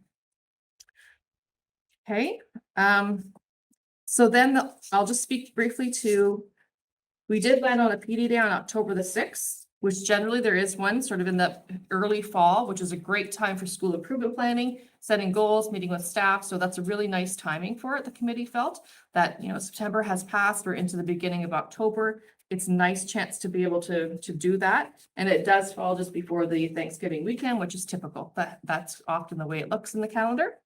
And also nice for families in that regard. The next PD day being November the 17th. And that, you know, is part of our collective agreement needing to be around that very date just for parent teacher interviews. So there's not a lot of flex on that one. And the next piece I'll speak to then is that comes up in the calendar, and I'm sort of looking at this paper one with the colors as I'm talking. The board holiday in the calendar that we're bringing forth for approval today is set for December the 22nd. So as I mentioned, we were given options to think about of having the December 22nd or June the 28th. The group felt very much that the December 22nd was favorable for lots of reasons rather than the end of the year. One of the main reasons would be giving people a break at some point during the school year if we had the option to. And that before Christmas was a nice time to be able to do it. And especially when the calendar is similar to what it was this year, when Christmas is starting, you know, the next day almost as we head off for holidays. So that was a factor. We know that the November board holiday was important to our district. And it was something that our committee brought forward the year before for lots of reasons, and feeling that November was a long month and a long time between breaks. And there were some other factors in play there. Our coterminous board felt that that was not a good option that they wanted to consider again, should we be able to avoid it. They had heard some negative feedback from their parents and families around, you know, they had forgotten, for example, that there was a holiday there, and people had struggled, I guess, with childcare. So that was one piece. The other thing is that, and you know, we agree that can be a concern, but a holiday attached to Christmas is a little bit easier because there tend to be more people around. You know, structures are a little bit more fluid around that time of year than in the middle of a week, in the middle of November kind of thing. But then, of course, we have that aspect of the board holiday being unpaid, which is true for many of our groups. And last year it was particularly hard again because they had two. Our coterminous board, the feedback that they got was November was even worse because it was leading up to Christmas. And so for those employees, a day in the month of December when you're financially planning for a time of year that can be financially straining would have more of an impact than a holiday on December the 22nd would have, which I feel we can understand that. Okay. And I just thought for my own learning, you know, I had a bit in my mind heading into that committee that if we had the board holiday on the 22nd, leading into Christmas holidays, that those employee groups would be able to tack that day on to their EI claim, or that they would put in over Christmas, because many of them do put in a claim over Christmas. But the reality is that they can't, they put it in, but they really don't get paid for that day since they work most of the week leading up to it. So they really don't actually get any unemployment insurance for that one day only. So I just mentioned that for our own perspective in case you may have also thought that as well. Okay. The other piece to consider is that with the board holiday on December the 22nd, there's a nice balance of the semester 1, semester 2 having exactly equal days, 97 days semester 1, 97 days semester 2. Okay. I also want to mention here that something we have been thinking about is the language around board holiday, just because it is not a holiday for all board staff. And so we've been thinking about how we know for ministry reporting, we have to designate days in certain ways, but we may look to reframing board holiday as school holiday, we thought perhaps in the what's that? Instructional. We've been playing with some ideas in what's actually sent home to families so that it's more clear. Okay, that it's a holiday for certain groups. So February 2nd, typical sort of timing around that date, about semester, end of first semester, a bit of a turnaround day for secondary. report card writing for elementary. And then we also put a PED day on April the 26th. This typically is April or May, often May, but the committee felt that this April 26th would be a more evenly spaced between the PD days, so that they weren't quite, so close together as sometimes they are. So that was a nice thing for the people to come together on. And then the PD day in June, we were originally presented with June the 7th. However, we had to request that be changed to June the 10th. Just because, no, sorry, other way around. We were presented with June the 10th and we requested to be moved to June the 7th to meet our reporting timelines, which they agreed to make that shift for us, even though, that wasn't part of what they had to do, but they agreed to make that for us, which was great. And then the last PD day and what's being presented being June the 28th. And of course, you can see the days for final evaluations, as well as the winter break and March break, which come to us sort of outlined from the ministry of when those would fall. So there we have it. David's question. I'm just gonna sort of, compliment Jenny on, it was my first time on the calendar committee group, maybe 18 or 19 years. I've forgotten totally how it worked. Very complicated. And I mean, I think she did a good job of not only chairing the meeting because there were so many different perspectives that were brought out, but also the explanation today. I emailed Jenny earlier. I said, I really don't want to support it because I'm fundamentally against the fact that we're taking money out of people's pockets by not doing one simple little thing, and that starts school on Wednesday and have that PD day on the Tuesday where they do all the safety training and the teachers get preparation in their classroom. They want that day to prepare for the students to come in, but it does cost those three groups money, costs us money out of their pocket. And the Catholic board's comment, and I don't mind saying it, was that they felt that public integrity, that they had to start on the Tuesday. I don't buy that for a minute. And I just feel like, calendar is really all the things that Jenny said, but to me, it's most importantly about how it affects the staff and how it affects administration and whatnot. The family part of it and the students are second and third, in my opinion. And I'm just fundamentally against taking money out of people's pockets because they want to start one day later. Or they can't start one day later. I don't understand that. And I feel like I'm not going to support it because of that. Just for not that I don't like the calendar or like what Jenny's done.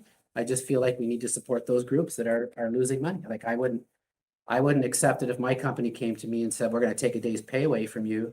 And here's the reason. I wouldn't like it. So they don't like it either. And I think they understand it, but it's a simple fix to me that our co-terminus board feels like public integrity would be at risk. And I don't agree with that. So can Go ahead, Jenny. I guess a couple things with that. What makes it tricky is that each school year is different.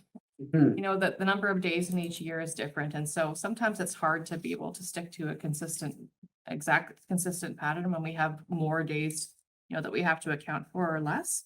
And I do hear what you're saying, Dave, and I felt that. And it was, as we said, the first time that we had more voices at the table who were advocating for that change as a result of the financial impact. And my heart was tugging as they were talking about that and bringing that forward. But then I also weigh that against what I know would be childcare costs for many families that would have to pay for that, that Tuesday also across our district, and how many families and the financial impact of them on, of that on all of those families as one of those factors to consider. And just to follow up, and I acknowledge that. I'm just saying in my mind, it's not as important as taking money out of our staff's pocket. And families can get around daycare. I mean, they have months and months to plan for one extra day. And I get it. I know years ago when we changed the calendar, we started school the week before Labor Day was a big issue. We had lots of complaints about that. So I'm sensitive to that as well, but I feel like we have a hardworking group of people, those three groups, and they have other issues with how they're paid during the year, as you mentioned, and you pointed out to us. But to take that day away for no reason, to me, just doesn't sit well with me. And And I guess the one piece is they are getting paid is the other thing, right? Like for that day when they come back. It's just that their EI claim is lessened because they do work the one day. Because they have to That come in the week. Friday and the way the rules work, and then they don't, they technically they're working Friday and then so they lose that because it's not, they haven't worked the 4 days previous or whatever, correct? Or the 4 days after? Well, maybe Jacqueline. That how it that is ex- ex- but Yeah, I don't. I feel like the way it was explained to me was that because it was not a full week of unemployment and they were working the one day, that did impact the amount they were able to claim for that week. And so it lessened the amount that they were able to claim for the other 4 days. However, they are getting paid on the Friday. Okay, and maybe I misunderstood that. Maybe I- our I lawyer may can have tell us too, if we're but, right yeah. or wrong. No, I just wanted to bring out that the childcare costs also impacts the staff. Like, for example, my sister has 3 kids that if she had to find daycare for it, maybe it's not the same in Pembroke. Certainly it's the case in Deep River and definitely in Petawawa as well. One day of childcare, I had to wait 18 months for someone. So if I didn't have family close by, or my sister, for example, who has 3 kids and teaches grade 2, if she doesn't have daycare, she just can't go in. But that wasn't my question. And my question was, I was hoping perhaps that Renaud might be able to provide some insight. Will the last days in June having that exam schedule also impact the Trekkers trip the same way it had this year? Like, will that cause a problem to the program? I just want to be clear that the way final assessments are scheduled does not impact Trekkers. I think people need to, like, Trekkers is an excursion and the school still has the responsibility to organize final assessments. So it's not an either or. I think there's been misunderstanding around certainly from a student that having 5 days of final evaluation will impact Trekkers. So, and we don't have dates for the excursion for next year. We just received for this year. So I think it's premature to say that it would have an impact. Any other comments, questions? Well, 2 quick comments, both on very good points that are raised. Trustee Kaiser, Trustee Primo, one of the things I've asked Superintendent Smith to do is to, going into next year on the school year calendar, to have a conversation around guiding principles. Because these kinds of issues are going to come up every year. And to have stakeholders at the table talking to those issues without a set of guiding principles to help the decision-making process will, to my mind, lead to frustration annually on this front. We are always having to, in a large complex organization, make difficult decisions with competing priorities that butt up against one another, trying to keep students at the heart of that decision-making process. So I think those guiding principles, as they're worked through with those partners, will add value to the important work that Jenny's leading here. The other one is around our assessment and evaluation days at the end of the first semester and at the end of the second. And one of the things that we're going to need to do as an organization, and we're not alone, we're going to need to make some decisions, because I'll be frank with the table. Some of the queries I get from parents are when we've set aside these days and not enough students are experiencing summative evaluations during those days. When a parent calls and says, my child's been home for 4 of the 5 days, it raises questions in their mind as to why those days are set the way they are. So we really do need to make some decisions. If we're going to have a set of days which we section off from instruction to do assessments, then we need to use them for that purpose. And if not, if we're doing assessments in other ways during the regular classroom, then those days should become instructional days so that we don't get caught in a situation where we're not doing either. And that's not an easy conversation, but it's a conversation we have to have. And I can live with some in between that gets to the heart of this. But we've got to be sensible with respect to this programs and services, really the service of education we provide. So I think it's a really great question. It's something we're working on. It's complicated, like most other things that come to the tables like this one. But it is important for us, for public confidence on a different level. So I just wanted to put that on the table because it is something we're working on in the evolution of types of assessments. It used to be simpler. You just did your end of year exam, pros and cons with that too.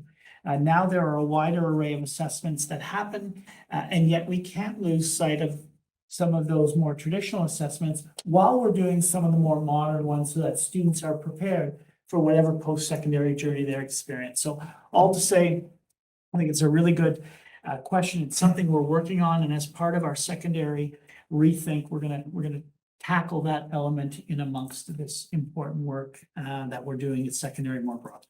Thank you. Thank you, Peter. Jacqueline?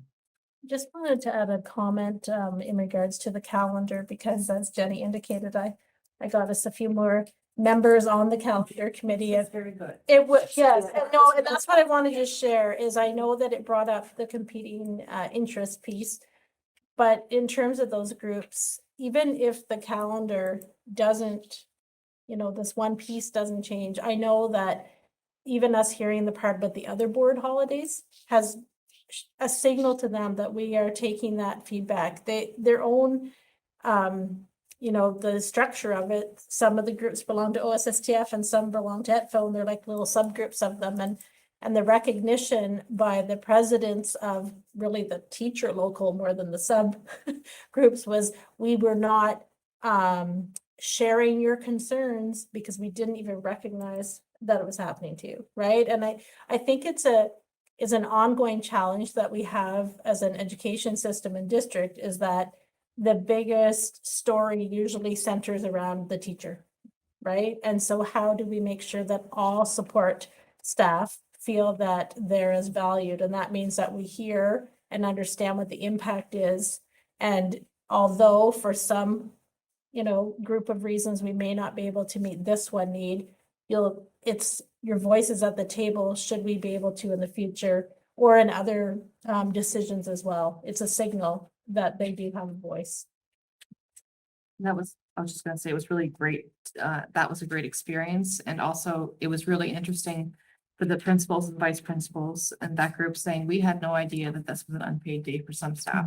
Yeah. And so even, raising that awareness, it has been a really good thing. Right, because when you say have a great holiday, it's not the same. Yeah. If it's not really a holiday. Yes. Yeah. Just. Oh, go ahead, George. Oh, I know, I was just going to commend everyone. I know that sometimes bringing in further voices and further points of view can make an already difficult job more difficult. But those concerns don't lapse just because the people aren't at the table. So it was a brave undertaking that you took, and I also appreciate my fellow trustees' concerns, and I'm glad we have this forum to be able to raise concerns that maybe weren't at the table in previous years. So thank you. That's all I had to say. Just to add on the same vein of SO Poirier, I was one of those non-teaching staff technically, so I've lived it, and at the very least, to put it bluntly, they were at the table. It's like, wow, we exist at this table now. I think that that's a really important, I'm trying to get the words, but we're at the table now. In other words, like some people just didn't know some things. I think that's really an important message for morale, et cetera, et cetera. And just lastly, I wanted to comment on, I know our PD days are fairly heavily structured and there's a lot of things that they have to go on, but I know that we're leaning towards having subject counsel. Am I going too far ahead, or is executive, is there like a half day or a day set aside? Like how's that going to work in our next calendar year? Sure. Through you, Trustee, and it's a good question. In these recommendations at the secondary level, there was, of course, another category with a number of things. And so staff, all of us are tasked with sort of the follow-up. There's some subcommittee work happening. We're looking as a senior team at those other categories, and you're quite right. The subject counsel concept was one of them. We're exploring that and how we could structure that to make use of our time. And it's true what you're saying. The number of professional activity days are more and more designated now than ever before. They used to be looser in terms of how you could use them. Greater expectations from the ministry, from the public, rightly so, health and safety, another good example. So we're looking at that and we'll come back to the Board of Trustees before the end of the year. We're aiming for the May long weekend to have our internal work done and present a report to the board in June. And the idea would be that in principle is having some section of a day, likely a half day, but we're going to talk our way through those elements because there are other logistical pieces of how you run days in terms of professional activity, but in spirit, you've got this sense of it.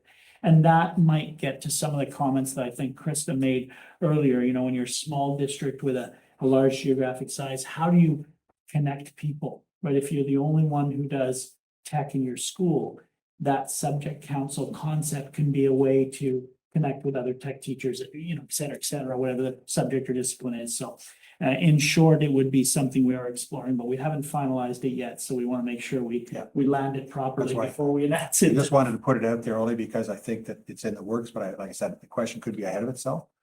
And just lastly, I like the fact that I don't know if it was Jenny or Jacqueline or both of you brought up the fact that maybe rewording the word holidays, because not everybody gets a holiday. And I think that's really, really key. I think we've come of age where, you know, I can't speak for my fellow trustees, but I think it's a good idea. That's what I personally think. The ministry has different terminology, don't they, when we looked?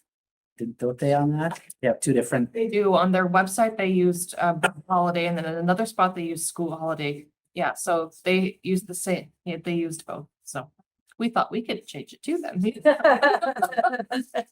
Any more questions or comments? Leo? Thank you. So this is just from my other hat. So as a daycare operator, helps with that, right? So just a couple of things. So, you know, let's just say you're having the fifth as the holiday. So it just makes it tougher then to staff that. Especially with like a summer program, which would, you know, that would be a part of. We would have students that would help out with that, whether they're high school students or whether they're university students going back or college students going back. So they would be gone that weekend. So just staffing, we would be decreased. Just the logistics of just doing that one day at our program, then we also we switch, you know, from that summer program then to like a school year program. So just having that one day to switch makes it tough. So it just, you know, it's just not because of you know, the workers and stuff like that. You know, sometimes it does affect the daycares and how they can actually provide childcare for people that are looking. Just wanted to put that out there as well. Any other questions? Brian? As you can tell by one quick look, I've been around a long time, and there's 23 years now on the board, 2 different sections. Anyways, when this item comes up every year, it lasts between 45 and 50 seconds, I think. Thank you so much, Jenny, for explaining the process in quite a lot of detail. Honestly, I never sat on the committee, and I never realized it was really as complex as it is. I now have a much greater appreciation for what the individual who represents the board on that committee, you know, goes through. I'm sure they just walk into this thinking, oh, it's just going to be cut and dried, and somebody printed this up and that'll be it. No, it's not. And so again, thank you so much. You obviously took that extremely seriously, and for you to explain to us what it is you were actually doing and why. Was real education. So thank you. You're welcome. That made me feel like I talked a little bit too much, but thank you. If I may, just an observation from a stakeholder management perspective, which is, I noticed that we've increased the number of staff member on the committee, and that, you know, as has been discussed, gives competing interests. And yet I do note that even though there is no parent representative on the committee and a lot of staff, that the parent and student focus remains as a guiding principle. So I just wanted to make that point. I will just add that we already have in our notes to invite the picture next year, actually to add a parent to the committee. Because Renfrew County Catholic does have a parent. They don't have a student and we have a student, so they're going to add a student Great. and we're going to add a parent. That's really great. We're gonna need a bigger room. Yeah. Yeah. Any other questions or comments? None noted. Thank you, Jenny, for bringing this to our attention and thoroughly discussing it. There is one recommendation. And the recommendation states that the Renfrew County District School Board submit the proposal regular school calendar year for the 23-24 school year for proposed by the Ministry of Education. I would put that motion forward. Do I have a mover and a seconder? Brian, mover? Do I have a seconder? Leo. Sorry, I didn't see your hand, Leo. Okay. All in favor? Out of respect to the great work Jenny did, Oh, thanks. Okay. not to mention Leo's information. And I usually think of Marjorie Adam every time I do this particular meeting for the program student achievement committees adjourned. So thank you. Okay, thank you. So that's the Program and Student Achievement Committee. We'll have a short 10-minute break and then we'll come back for the Finance Resources Committee. Thanks, everybody. Okay, ladies and gentlemen, I'd like to call the meeting of the Finance and Resources Committee for today, Valentine's Day, February 14th, 2023, to order. We have two sessions, open and closed. We'll begin with the open. Before we do that, though, there's a few changes to the agenda. First of all, in the open session, after we have our guests speak about the bus consortium policy on inclement weather, we're going to add the WASB recommendation, and our director will speak to that. And then in the closed session, we'll, because Superintendent Barnes is not here, we'll defer number 3, the Keys building. That can last, the building been sitting there empty for a long time. And add Kathy Ford marketing campaign. We'll deep discussion on that. So if I can have a motion seconder to accept the agenda as modified. Okay, Mike and Leo, you're all in favor? Okay, do that, Terry. Okay, first of all, we're in open session. And I'd like to welcome our guests, Paul White and Justin Jeffries. Is Justin with us? No, he's not. Okay, well, in that case, in spirit. Just before we turn over to Bob, I just wanted to, Jen's not here. She's the one actually at the meeting who suggested that we bring this to the trustees because of the information and the value it can play, you know, when you're dealing with the public. So kudos to Jen for bringing it up, and I'm not here today to take that credit, but she should get credit for that. Not to have your mind framed, ahead of time as to what you're going to hear. It's a fantastic presentation. Wow, Bob. I've heard enough. Expectation. I'll just go now. I mean, it seems like you got it all wrapped up. Like last week, of course, the Monday was the bus consortium meeting. And then look what happens on Thursday and Friday, inclement weather. And I get up in the morning and check the bus status and yell at my don't yell, but speak to him. My grandson is 14 and said, "Get up and go back to sleep." Sorry, it's there's no bus. So and I have a healthy appreciation for what Bob and Justin go through, and I bet I don't think you get any sleep those nights. You know, it's just unbelievable. So it's not I think we'll just have it might rain or something. It's unbelievable. You'll be educated. So I'm gonna turn it over right now to, I'm normally turn it over to, Jennifer and then to Bob. I'll go right to Bob. Bob, the floor is yours. Thank you. And, we're looking forward to it. Super. First of all, thank you all for having me here this afternoon on a bright sunshiny day. And we're going to talk about inclement weather. It kind of makes it ironic. We sit here and we look about this, but I can tell you later on in the week, we might get a little weather. So in preface to what Brian was saying, just stay tuned. Okay. We're getting there. We're getting there. So again, thank you very much for having us. And as Trustee Kaiser alluded to, this came out of a AGM meeting that we had last week. And they felt it important to come forward and share it with everybody. I think also we're going to offer this out to the principals as well at some point in time when we come to the senior admin meeting next week. Now, I won't be able to be there, I think, at that meeting, but Justin will be, and this is where our tag team comes into place. Either Justin comes or I come, so we try to spell off on each other, but he'll be out there as well. So everything you see here will be a little bit more abbreviated for the principals and stuff, but I'm going to give you the full-blown versions because I know you're going to enjoy this because weather's kind of fascinating topic, and I know I enjoy it myself quite a bit. I just want to go into briefly kind of the scenarios that we go through, the decision-making that goes on with respect to inclement weather. As Brian alluded to, I just don't stick my finger out in my mouth and hold it out the window in the morning and kind of make a decision. There's a lot of people that play with this. There's a lot of people that go into making the decision-making process. And I just want to briefly talk a little bit about that. There we go.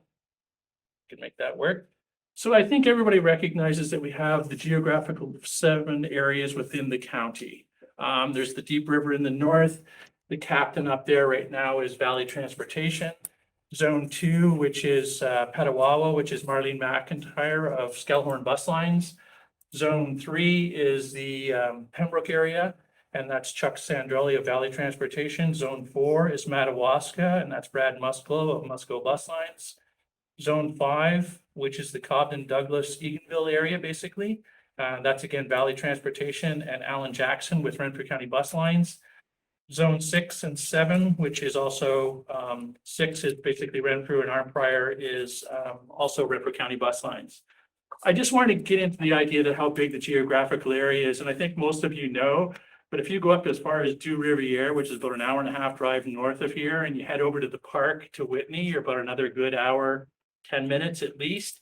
And then all the way down to Arnprior is about another hour drive. So it's quite a large geographical area that we do service.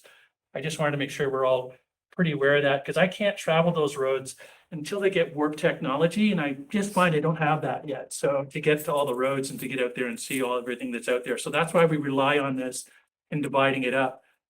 And one of the things we talked about before is we can divide it up into 100 different areas, but the more we divide it up, the more complicated the messaging becomes. And I'm just going to briefly talk about that a little bit later on as well.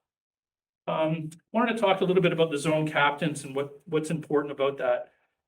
Each zone has its own assigned captain, and that's primarily because in each zone, take Madawaska, for example, there are 5 different operators that service that. So I can't talk to 5 people in Madawaska, 3 people in Pembroke, another 6 people in Petawawa, and try to get it all done in the morning in the timely fashion that I need to get it done in.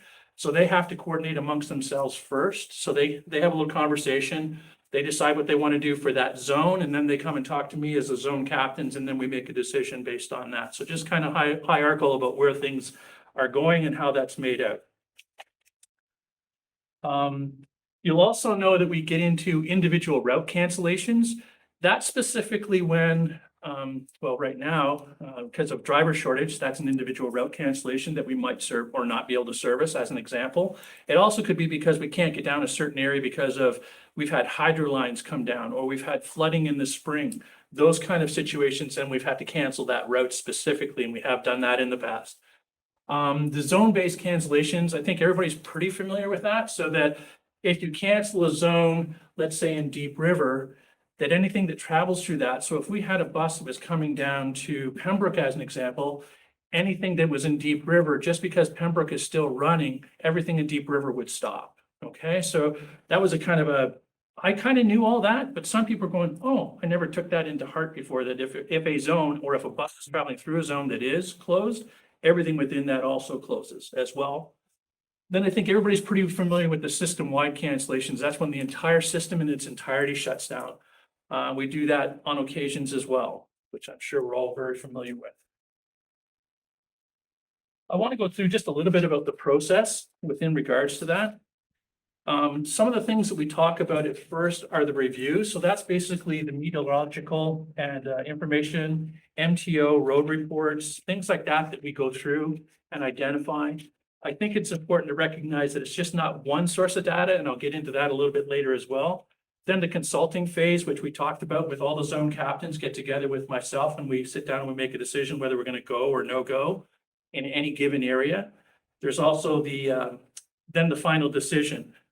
That has to get posted out in a rather timely fashion. I'll talk about the timing of that a little bit later on, because it really does make a difference when we do make that announcement. Because if we're making it at 6:30 or 7 o'clock, we already have buses on the road at 6:30 as an example. So we really can't be making that decision much later than 5:30 usually in the morning to make sure everybody's out there. And then the notification goes out afterwards.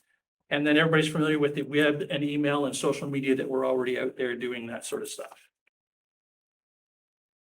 So in review, some of the data that we process, we take into account, well, the entire team takes into account. It's just not me. I want to make sure that that's, I think, really important to understand, because it's not just me looking at the data. There's also all the zone captains and each of the people that are in each of those zones.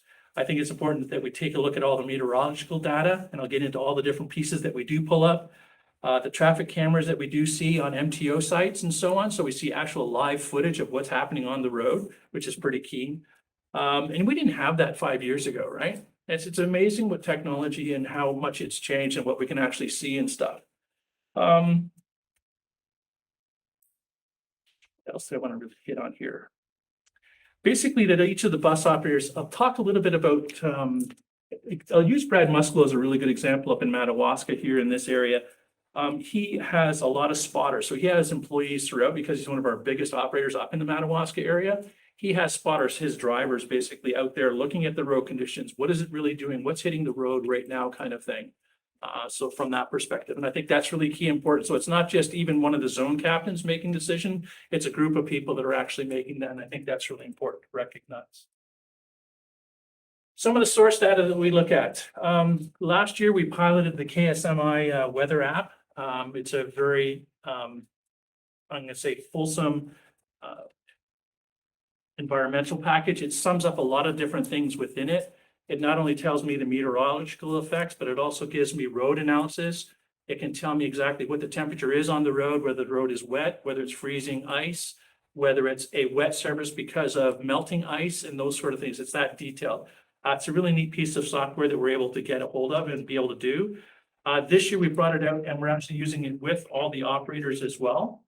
And I think that was really important, because then we're all looking at the same set of data as well. Because before, some of us were working at the weather network, and I joke with my one superintendent from the Catholic board, because she likes to use that. And I say it's more, what would I say? They have commercials on there basically, and that's what sells the program. And so if they make it a little bit more entertaining, we'll say, I find that that leads a lot more people to it.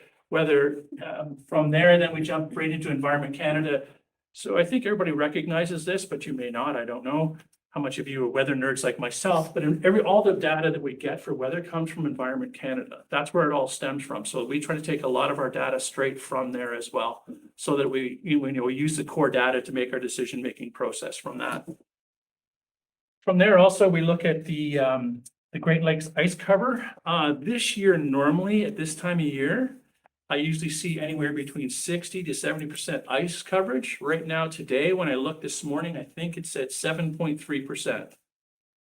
So we're having quite a different winter than we normally have. So when we get the westerly winds, especially for us here, I find if we get right over the Algonquin Highlands, and then once it starts to come off here into the valley, that's when we start to get dumped on. So that's why Madawaska gets it first and we get it second. So they take the primary brunt of that.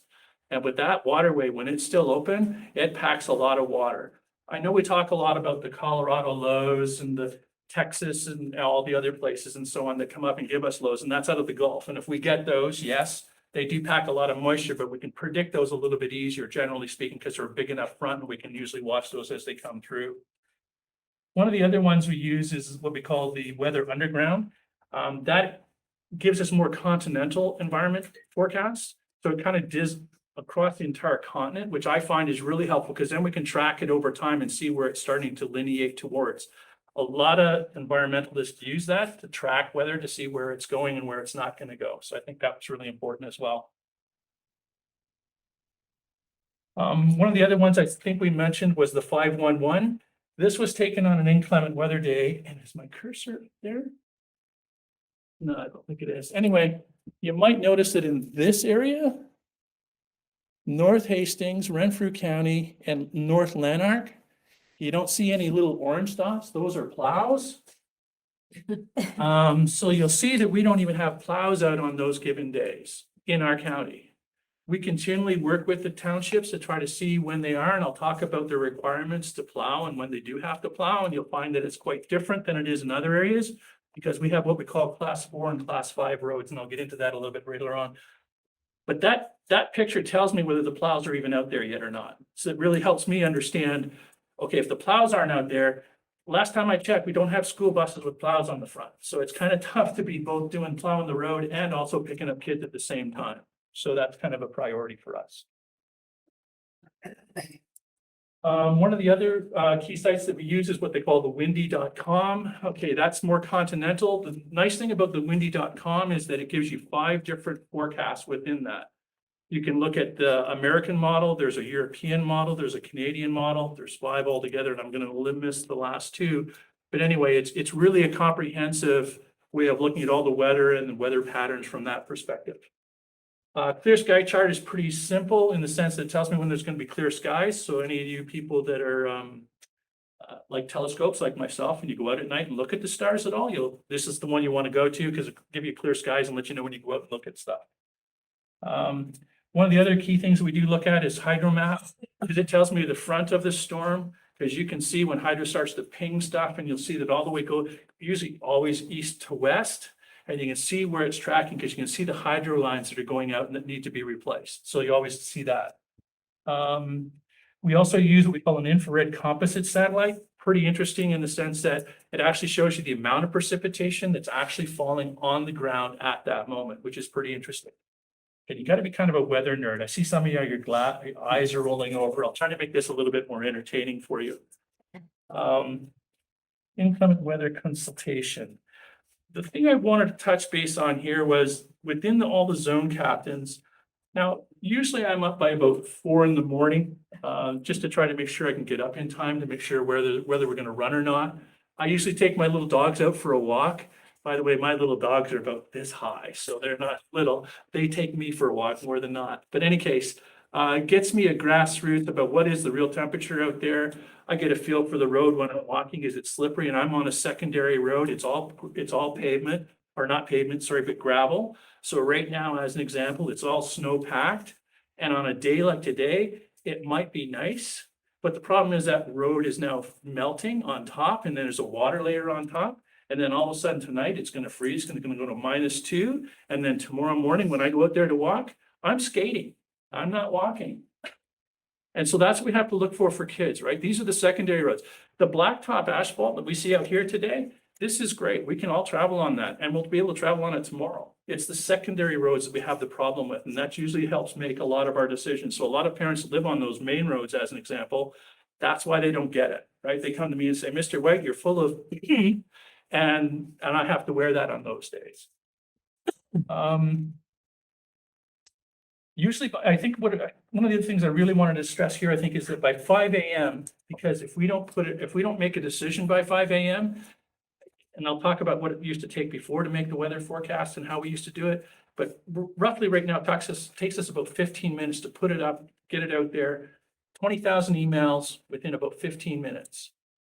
So we've come a long way from where we were, and I'll get into a little bit more of that history a little bit later on, but we also consult with our neighboring boards. So I also talk with Tri-Board. which is our Hastings to the east of us. And I also talked to Steel, which is to the east of us, which are our primary neighboring boards, and see what they're doing.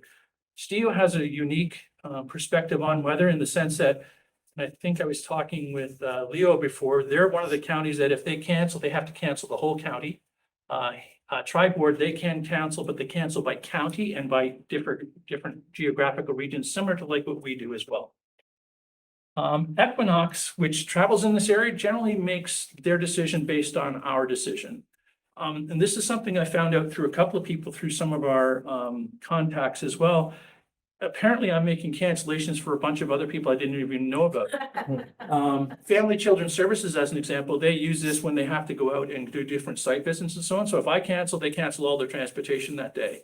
One of the trustees at the Catholic Board, she says, they're always told she has a workout session that she does for elderly folks, as she says. And when they cancel, when I cancel, they have to cancel as well. So I didn't know this, but apparently there's a lot of, I have far-reaching talent that I didn't really even know I had. All my staff as well. As well? There you go. Okay. Yeah, I think we all try to come to the same conclusion at the same time by 5 a.m. And I think this was really important. The longer decision is delayed in the morning. I can tell you at times when we used to cancel at 7 and 7:30, we would get so much hate mail because parents, some cases, have already left. And they had to make sure, what am I gonna do with my child? Because on my expectation, there was gonna be a bus come along and pick them up and that kind of stuff. So we've learned from our mistakes, and this has been a big learning curve for us because we've been doing this for a lot of time, and technology has gotten to the point where it's making our jobs a little bit easier. The criticism is still not easy to take, but anyway, that's fine. What else did I want to talk on about that? The decision, we always still want to talk about, when we decide, and I want to really stress this, I guess, the key thing that I wanted to look at was the idea that at 5 a.m. when I'm making a decision, I'll tell you, I'm really frustrated with Environment Canada because they have a weather warning out at that point in time. And I'll be gosh darned if it not at 7:10, it doesn't come down. Yeah.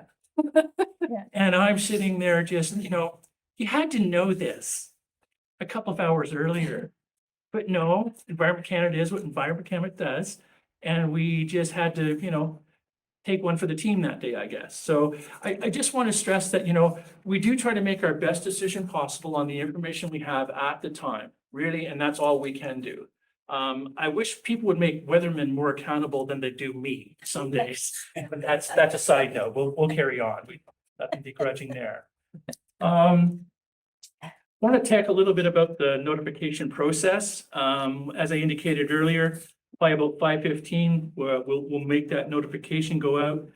One of the key things that we do have to note now is because of our technology, it is somewhat restrictive. It has to be 280 characters or less, so I have to be very constrictive on how I put that out.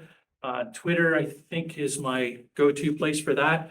You can't have any more than 280 characters, so it's got to be very concise, very direct, and that sort of thing. I think we do a fairly decent job of that right now.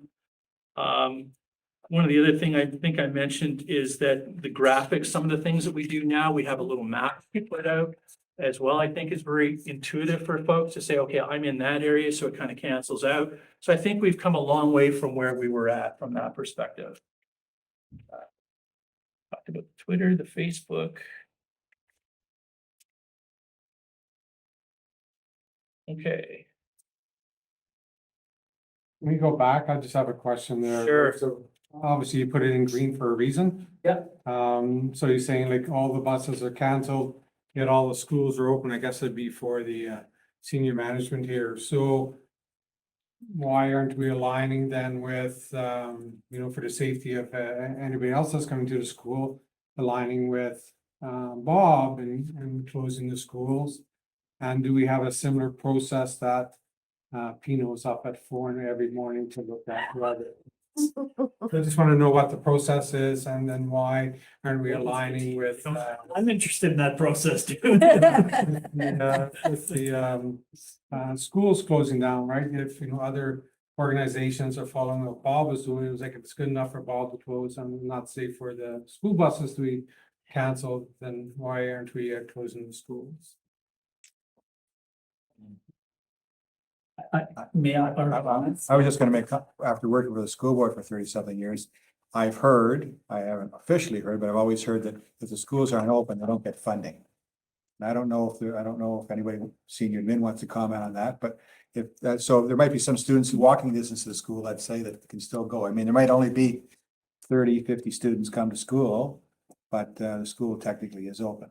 Maybe there's a more solid answer. Through you, Mr. Chair, there are some cases where if a district made a decision to close a school, that funding wouldn't be provided. They're more normally tied to various labor aspects, negotiations, sometimes some of the strategies around that.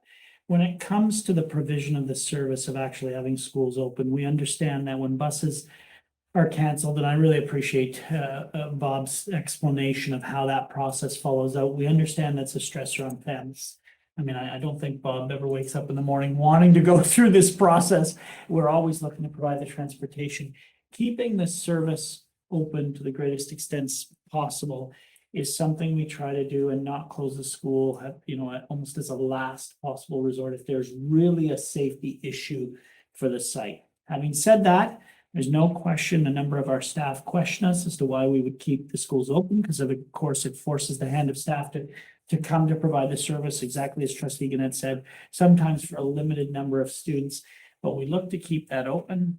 We've been especially sensitive to that coming out of the COVID era. It will be no secret to anyone around this table that I had calls during the pandemic pleading with me to keep schools open and to get kids in school, because not every parent in our district can take the laptop home and work from home.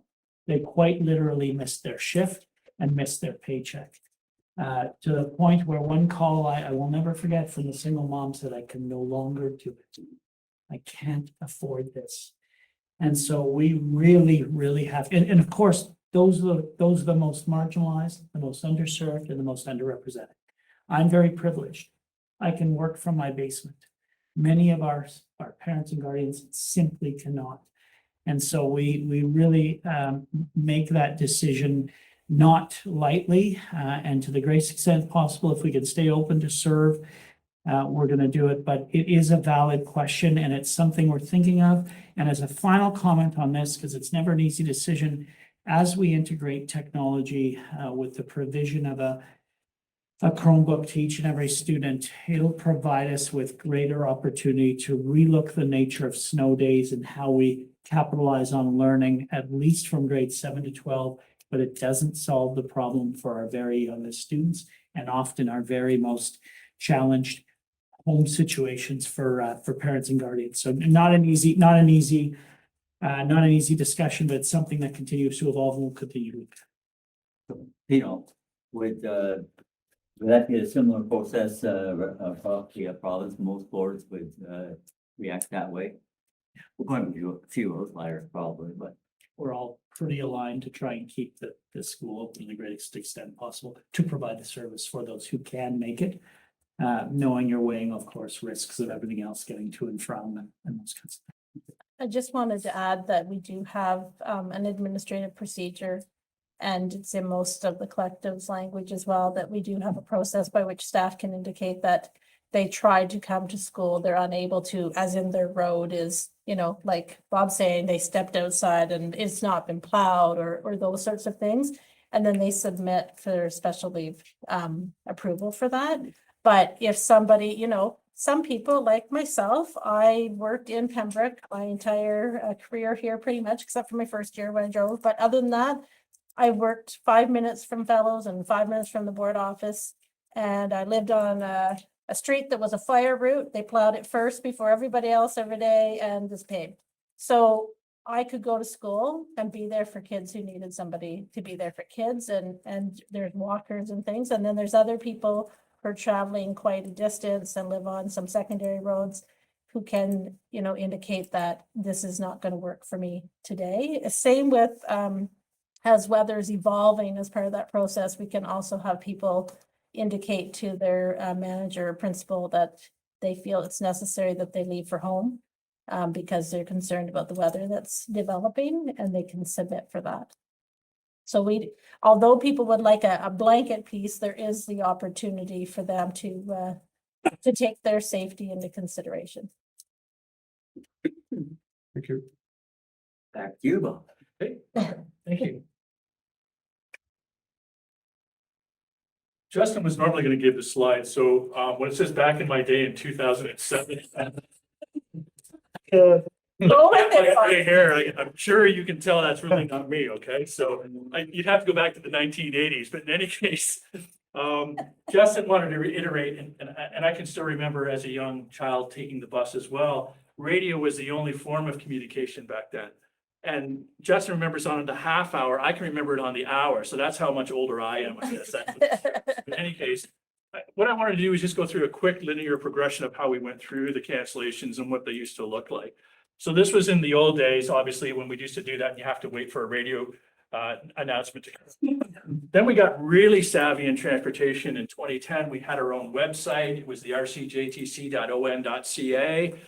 Some of you may remember that in those days. We had lots of web crashes. We had lots of internet freezes. We had server crashes. We had all kinds of stuff because we didn't even know what we were getting into at this point. And the amount of people that were hitting that web page, a lot of fun and stressful times, I'll say, because I was continually being hounded about what was going to happen and was the web page going to stay up and different things like that. And then that's when we started getting into our color notification system, where green was a go, red was a cancellation, yellow usually meant delays, and blues were breaks. I mean, we really started to identify ourselves and start the branding process and the education.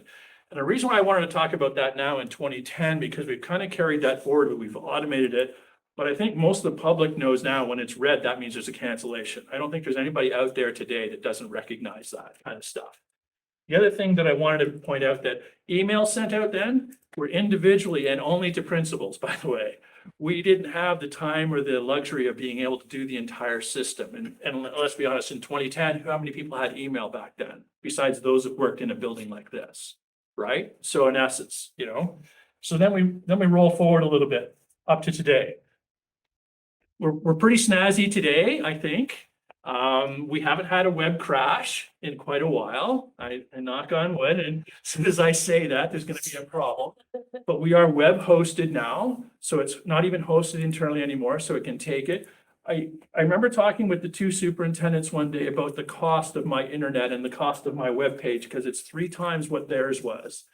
And they said, "But Bob, why are we spending this kind of money?" And I said, well, and I'll show you in a couple of seconds here, we take about 20,000 hits to 30,000 hits every morning. That's when we only transport about 10,000. So that's 3 devices per household. Right? Does that sound about right? Mom, dad, and the kid.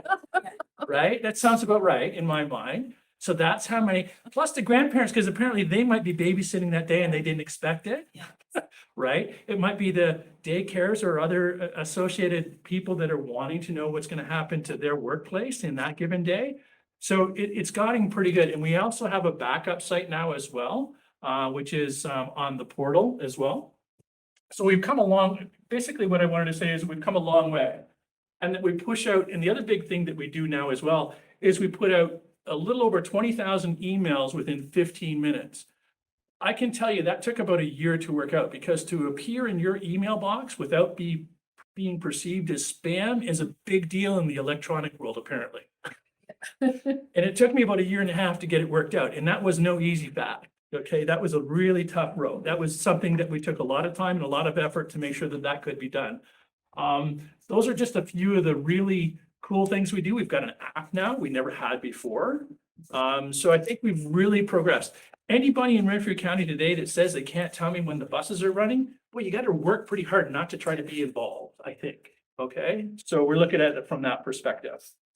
And between Justin and myself, because it takes 2 of us in 15 minutes, because he does the Facebook, Twitter, he's really good at that kind of stuff. I do all the web page because I grew up with it and I've basically developed it to where it is today.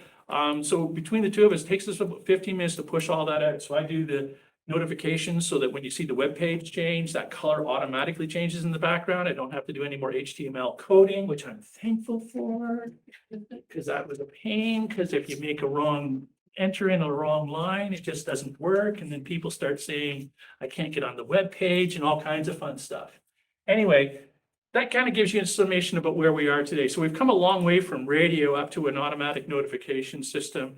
And really parents today, you know, everybody has a phone pretty much, and everybody should be able to get on and be able to get notified. So I want to talk a little bit about trends because I'm getting a little heat lately with regards to Madawaska and about all the cancellations we have up in that area, generally speaking. So I just wanted to do a little bit of math with everybody because I have data for over 20 years within Renfrew County. And yes, I've been here that long. And I want to talk about a linear regression analyst that we took a look at. Justin and I did a long study on this. So we wanted to make sure that we portrayed this correctly to everybody. So across the entire system, we're seeing right now on average, 1 day added every 6 to 7 years. Now, if I were to shorten this down to 10 years, it would give you a false impression that we're maybe having more days potentially, unless we think of climate warming, because if I take it down to 10 days, it's anywhere between 3 and 5 years, 1 day more every 3 to 5 years. So it really starts to get you the idea that, okay, where are we trending? I think we're trending up. Anybody that looks out the window today and says this is February in Renfrew County in the middle of February and we're +5, huh? If you said -25, I believe you. +5, that's really hard to imagine up here. So then I wanted to go on to the idea of linear regression and what we have in Madawaska. The key thing I wanted to stress here is that it's still flatlined. We're still seeing around 5 to 8 days per year in that area. The other thing I wanted to talk about as well, I'll get into this a little bit there about the captains who are up there.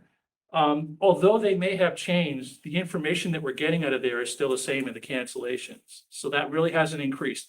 I'll be honest, originally when Justin and I sat down and we did this analysis, we were somewhat biased, I'll be perfectly honest. We thought for sure, flake of snow in Madawaska, they're closing, right? Everybody had that perception, myself included.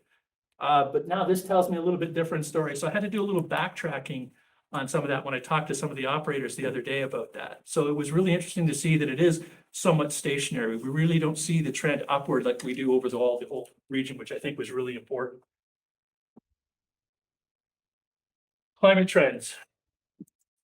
Not to sensationalize weather and not to sensationalize the decision-making that has to be done, but I can remember I talked to Don, we're on the river, and I said, when was the last time you ever were out in February and didn't see ice huts out on the river, ever? This year, there's none. I don't see any out there. The Cobden Fish Fest, it's been pushed back another week this year. Our winter games last week kicked off with a real bang at -40, wind chill factor, you know, and the introductions of that really made a blustering appearance on everybody's radar, but that was for 2 days. And now look at it today. Some of the other things, the shrinking snowmobile season, whoever has a snowmobile must be just cringing right now. I mean, the lack of being able to get out there and stuff, we've only had really, what, 2-3 weeks? That's about it. The other thing I was interested in, if we have or had any data on, because I know at -20, we have indoor recesses. And any data on that we have over the years about where that transition has gone, I'll guarantee you I know we haven't had that this year. So, I mean, just those kind of things, those climate trends that are going, and what we're finding is it's more cyclical, it's more up and down. It's really going to get really cold and then really warm, really cold and then really warm quickly from that perspective. Societal trends. We talk about driver shortage like we have right now. One of the things that we've noticed with our drivers is because they're more new drivers, we used to have drivers that would have been around in the county for a long time, drive large farm equipment and different things like that. And they'd be very familiar with how to deal and handle this sort of thing.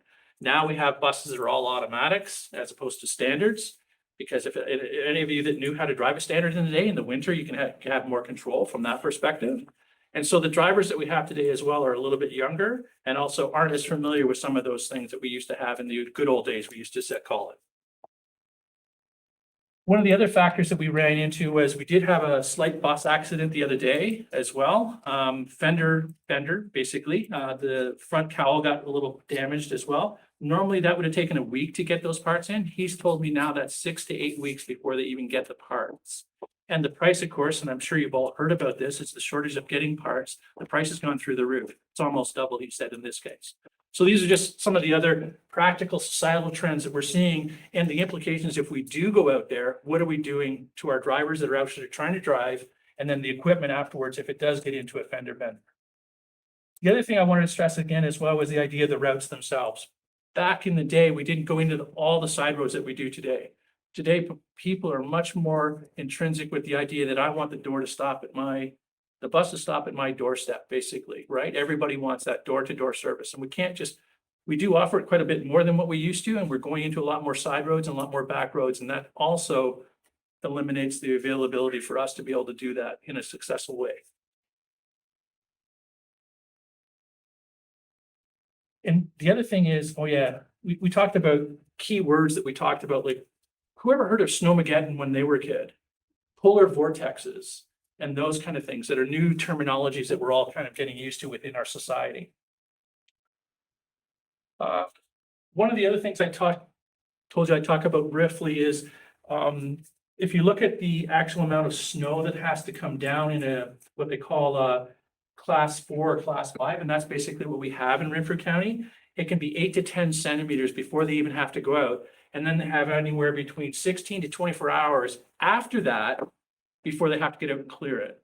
So it kind of gives you a little bit better perspective of why you didn't see plows on the road in that other case that I showed you and what's out there. The other thing that we're seeing as well is the municipalities are putting out what they call significant weather events, which gives them a get out of jail card. So they don't have to adhere to the standard anymore as soon as they've given you that notice. So that makes a lot of decision making that we have to do as well, saying that, okay, if they're not even going to live to their standard, then that creates a really even bigger problem for us from that perspective.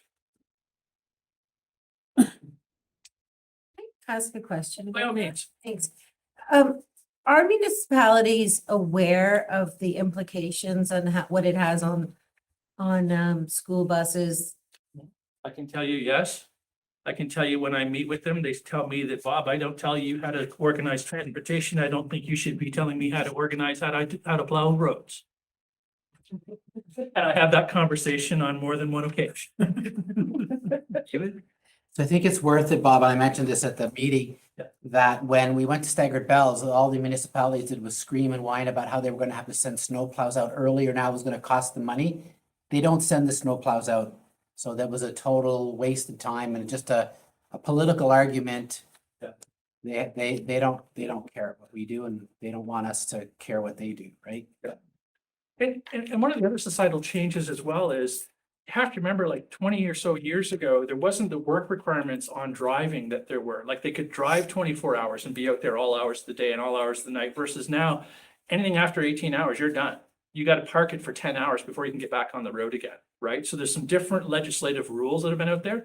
And I think for the better, because you don't want a driver who's driving a great big snowplow being half, awake on coffee and then drifting off the road, right? We don't want to see that either. One of the other societal trends that we've really started to notice as well is the Environment Canada has started to talk to us about, they put even in their message, stay off the road, stay home. If you don't need to travel, don't. We start to see more and more of that coming up. OPP as well are being much more on Facebook and Twitter, and they're saying that same message as well, more than what we've ever seen in the past. So I think there's even more and more of that as we go on. Local employers, as we've mentioned, there's a few that have made other arrangements based on whatever our decision has been made, which is also, I didn't realize it at the time. I didn't realize we had that far of a reach, but apparently we do, which was kind of interesting from our perspective. OSBI has also put out some different indications about not only just the wintertime, but in the summertime, with extreme heat events, like when you start talking plus 30 and different things like that. And what are we doing to help correct that and those sort of things? The Ministry of Education has also put out a survey for us as well. Getting back to my favorite topic, Madawaska again, I just want to talk about the three main operators that are out there in that area, which are Musclow's, Holly Bus Lines, and R&L Bus Lines. Before it used to be those people, plus there used to be what we call the Benke clan. There was 4 families out there that had buses, and they used to be out there as well. There is also the McMunns. There was a few other ones I can't think off the top of my head. But in any case, the same. I guess what I'm looking at is, even though the composition has shrunk, the same decision is being made with regards to the decision making that goes on out there. I guess, just so you're aware as well, we have annual meetings with all of the operators, and it's like pulling teeth every year to get somebody to be the captain. Apparently, it's not a very favorite job. And they just don't like getting yelled at, apparently. So it's always a challenge every year to go through that. And this group is no different than that from that perspective. Some of our problem-solving attempts, and I'll just quickly get through this. As I indicated before, we've purchased the KSMI Weather app. I think it's great for us. It's great for the operators. We're all looking at the same data at the same time. There's a pretty comprehensive 4 a.m. discussion piece that comes out. It tells us all the current road conditions within all of Renfrew County about what that looks like, whether there's actually bare pavement, wet pavement, if the pavement is freezing or freezing, have they put chemical on it yet or not? And actually the weather forecast for that entire day. And gives us a pretty detailed abbreviation, when it's supposed to start, when it's supposed to finish, and everything else with respect to that. It's a good meteorologist back. Oh, and I guess the other thing that we really want to touch base on is making sure that we realize what I see in my little area, like, I'm like Jacqueline, I'm 3 minutes from work. Okay, I live on a side road, but as soon as I hit drive-in road, it's all pavement for me. Pretty easy process to get in and go to work and that kind of stuff, but there's a lot of people that don't have that same flexibility that I do. I think of myself very privileged from that perspective, but the disadvantage is not everybody has that same advantage. So notes of caution. One of the things that we come up against is because the operators were getting hammered quite hard this year with regards to inclement weather and making the decision. Now, when we have our general meetings, the first thing that comes out of their mouths, okay, so what are we gonna talk about weather now? What's wrong? What decision are we doing now? We can't move the ball forward past weather almost. So what I'm gonna try to do now is just try to tone it down a little bit at our meetings. And also then level it out to the parents as well. So when we sit down, if there are principals that would like this to come out to the parent councils, to sit down with them and say, okay, what does go into making that decision? So it's not just a frivolous idea, or it's an idea that Bob woke up one morning and just, oh, he looked at the app and said, it's 90% chance, we better call it, kind of idea, from that. So we kind of want to look at that. I am surprised you don't use the snow predictor app. You're surprised? I am. Okay, all right, well, I'm gonna burst your little bubble today, I'm sorry. But we still do see some hiccups, by the way, and for the most part, I don't think anybody really sees that in the background, which I'm thankful for, I guess. Like I mentioned before, we do have the backup server and a few other things like that. That's all cloud-based and hosted and so on, but I think it's really important to recognize, I think we've come a long way from where we were and where we are today. So questions and brainstorming. So somebody came up and said, Bob, what about the idea we take on like what North Bay does and do what they call corridor canceling? So corridor canceling, I'll just briefly go into that, just as long as everybody understands that. Corridor canceling is that all we do is the corridor. In other words, basically blacktop roads. You don't do any side roads. I can't get people to walk 500 meters today, let alone out to a corner. And who would do that? Who would sit out there and then in the middle of and then you're gonna have to be there at 3, potentially 4 or 5 o'clock at night to receive that child because it's at the corner of a road. Who's gonna do that? Who's gonna want to have their child do that? Can it be done? Sure, they've done it in different areas. I don't want to say it can't be. Anything can be done. The other challenge is from a staffing perspective. Now I'm going to be staffing to do not only regular routes, but now I'm going to have winter routes. Then I'm going to have winter routes regarding cancellation. So is it only this corridor versus that corridor? This is a level of complexity we could get into. I'm not saying that it can't, but it's going to take a whole bunch of progress and time to get all the public if we wanted to change it to that degree. There are some other ideas that were floating around at certain times. Why can't we just start all the buses, as an example, in the areas that are going and just start them there? Well, unfortunately, they're coming from there because they live out there. So I was gonna say. Okay? And it's really difficult then to say, okay, we'll just make them drive out there. Okay, but it's not safe, So any case, we have given it a lot of thought. I think there's still some ideas with technology that we can make it better. Everything costs money. And I'm gonna be honest with you, we've had 5 system-wide cancellations this year. We've had an additional 5 in Madawaska. So for the folks in Madawaska, that's 10 days of school missed. I'm not negating from that. I think my job has and will always be in order to get the kids to and from school safely every day to be educated. That's my job. But there's days that it just can't get done. That's my closing remarks. Any questions? Questions or comments or? Leo? Awesome job. I'm just trying to find your app. I don't know what you need to be looking for. If you're on, Okay, so you're on Facebook or Twitter? no, on neither of those. I thought you said you had like an Apple app. Like the App Store? Yes. You do. It's called BP delays. Yeah. BP? Yeah, but But- the reference Yeah. to it on the website doesn't quite match. You have to go with Renfrew. There's a whole bunch of them because there's a whole bunch of districts that do have it. But selecting Renfrew would be the one you'd want to go with. And if you want, I'll get Justin to send you Okay. he's my guru Yeah, for 'cause, getting that all set up. I'll get that off to you. yeah, it's not coming up. I got flight staff. I just, I really liked the presentation too, because we're right. Because I think, Bob, like Jen had said this as well, and especially for the principals to understand, because they're hearing the things too, and for staff to understand, like, it's just like everything. Nobody understands someone else's work till they're standing in it and go, oh my gosh. And then when you share all the things that you look at, that's amazing to me. I didn't even know there's all those sites. And then maybe you should do a presentation to some students who are learning about weather. It's such a, it's true. I think I'm not qualified. Well, anyways, I think it's cool because it's an example of why, how does this impact us in all parts of our life? So it's a practical application to understanding and road conditions, and is there ice or is it water? Anyways, I thought it was good. And I do appreciate hearing about the process, because I think that helps us to help you, right? In terms of answering questions. Yes, very good. Okay, Meredith.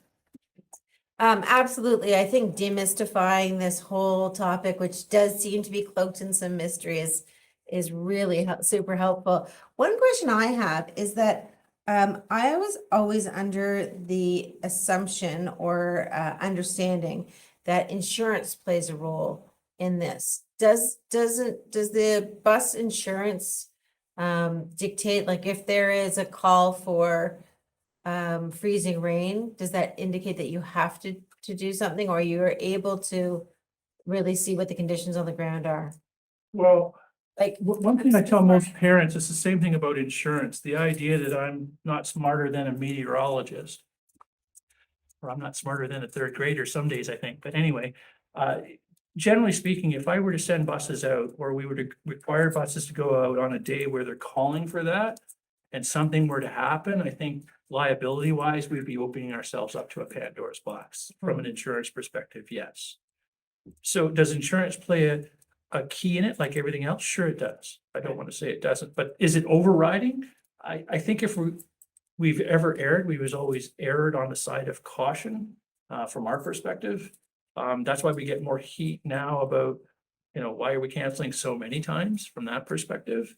And I think it's just out of due caution, because we really can't afford to make those kind of costly mistakes. Nobody can.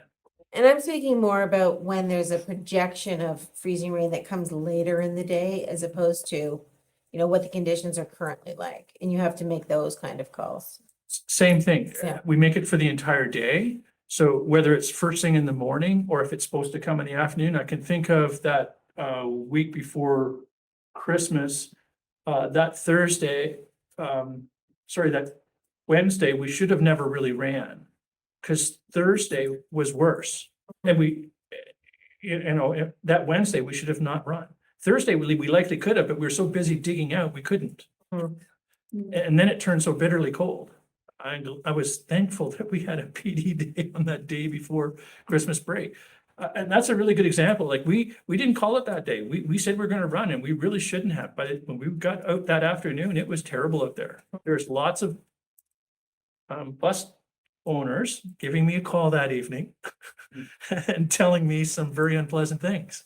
But yes, it's always a tough call. And do we get it right all the time? No, we try our best. we make mistakes, I'll be honest. It's not perfect. Just a follow up, if I may, on the corridor, not follow up, actually a separate question on the corridor route that you brought up. I'm just wondering or curious about, if that is an option that's being explored. You made the point about parents picking up at a certain place. I'm wondering, if there's an option, and maybe this is really for us to consider, that instead of saying all kids can't go to school, if there is the corridor route, can the parents who say, I can't safely get, just the same way that we do with staff, I can't take my kids, so they'll stay home today because of where we live, but the kids that are on the roads that are, accessible will be able to just get more students to school than none, because some can't do it. You know where I'm getting at? Again, oh, sure. I, like I said before, I'm not opposed to trying new and different ideas. The challenge with the corridor one, if I look at North Bay, who's just a little bit larger than we are, they have 4 times the staff in order to do that. For 10 days out of the year, is that a wise use of our resources? Because I'm already in a deficit, do I want to take more money out of the classroom? Because that's where it's going to come from, right? And if Jen was here, and I'll try to speak on her behalf, she would say, I'm not sure that would be a wise use of our resources at this point. I'm not saying we can't do it. Okay, I don't want to come across as that. Anything is possible with money. And I'd rather see it in the classroom, to be perfectly honest. Every kid gets a Chromebook and they can all learn from home on those days. Let's give them that. I'm all for that. I think that makes a lot better sense to my way of thinking. I think it's a lot more economical too, likely. Because busing comes at a big premium. You're talking usually about $250,000 a day. It's a big chunk of coin. So, it doesn't, I think it's really important to start to weigh out those pros and cons. Like when you start talking about insurance and liability, there's all those factors. And then you have to also take into account, okay, so what's going to make it best for the kids that day? How can we make it better for them? Maybe it is getting Chromebooks for everybody, right from K to 12. Maybe, maybe that's another strategy we should look at. I don't know. Like we're already on the right path, I think, from 7 to 12. Why not expand that maybe? I don't know. But food for thought. What do I know? I'm not an educator. Any other questions or comments? Just one, Yes, Mike. with your many years of experience in doing what you do, just a generalized question, do you feel that the rural boards, particularly the large rural boards, get the same bang for their buck compared to the urban centers? Or would you not be able to somewhat answer that? I'm just looking at fairness and equity. Like, we're a huge county and we've got a lot of kilometers to put on, like you said, $250,000 a day, you said? Yeah, it can be. Yeah, that's pretty staggering. So, people that live in more densely populated areas, is the government in your eyes being more equitable than not, or are we getting a bit shortchanged here because we're out in the country?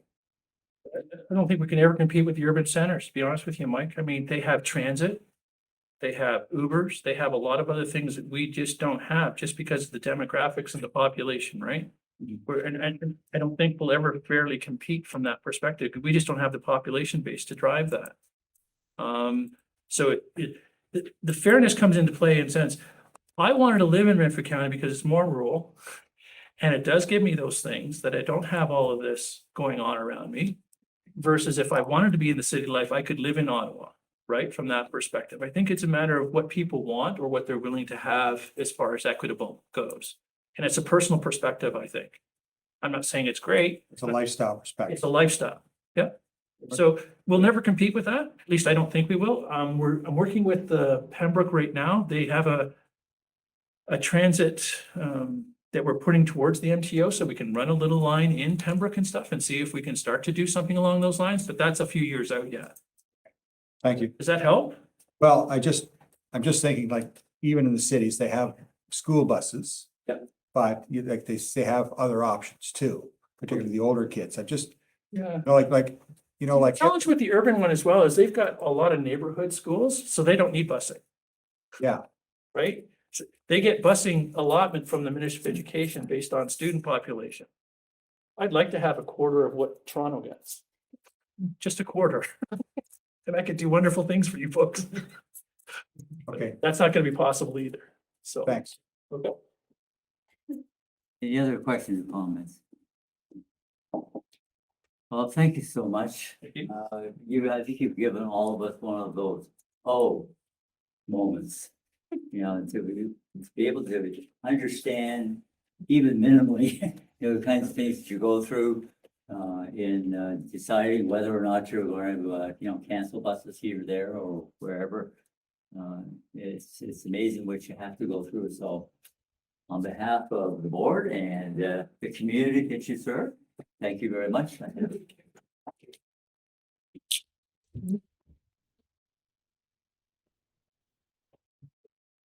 Thank you so much. Thank you. Is that my Valentine's gift? Okay. Okay, thanks so much. Okay, thank you.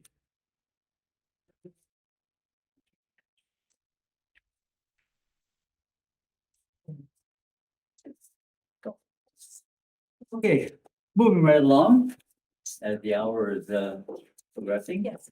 I'll turn it over to our director for Thank you. the discussion on Osby. Sure. Through you, Mr. Chair, very briefly, I know there was a query from members of the Board of Trustees around decision-making processes related to permitting students to drive themselves or to drive other students to extracurricular events or daytime events during the course of the school year. I'll lean on staff to jump in here because I know this has been a challenging topic.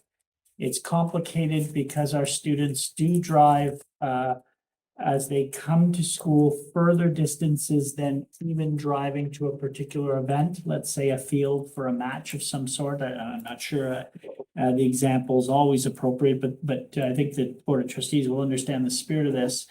Senior staff has struggled with this this particular scenario or issue, in part because of the transportation issues we've had overall, a shortage of quite frankly, availability of buses of various sorts to bring students to and from activities. It's one thing when it's a team of 30 that are heading off together on a bus. It's another when it's 4 students who might be involved in some activity. Where staff has landed, and I'll ask staff to correct me here if I haven't got it right, because this is evolving. Our principals and vice principals have brought this to our attention. We're sort of loosening some of the parameters around this to allow students to drive themselves to activities, but we're still, based on Osby's recommendation, really cautious about students driving other students to essentially board approved or board endorsed, board initiated activities because of the liabilities potentially involved.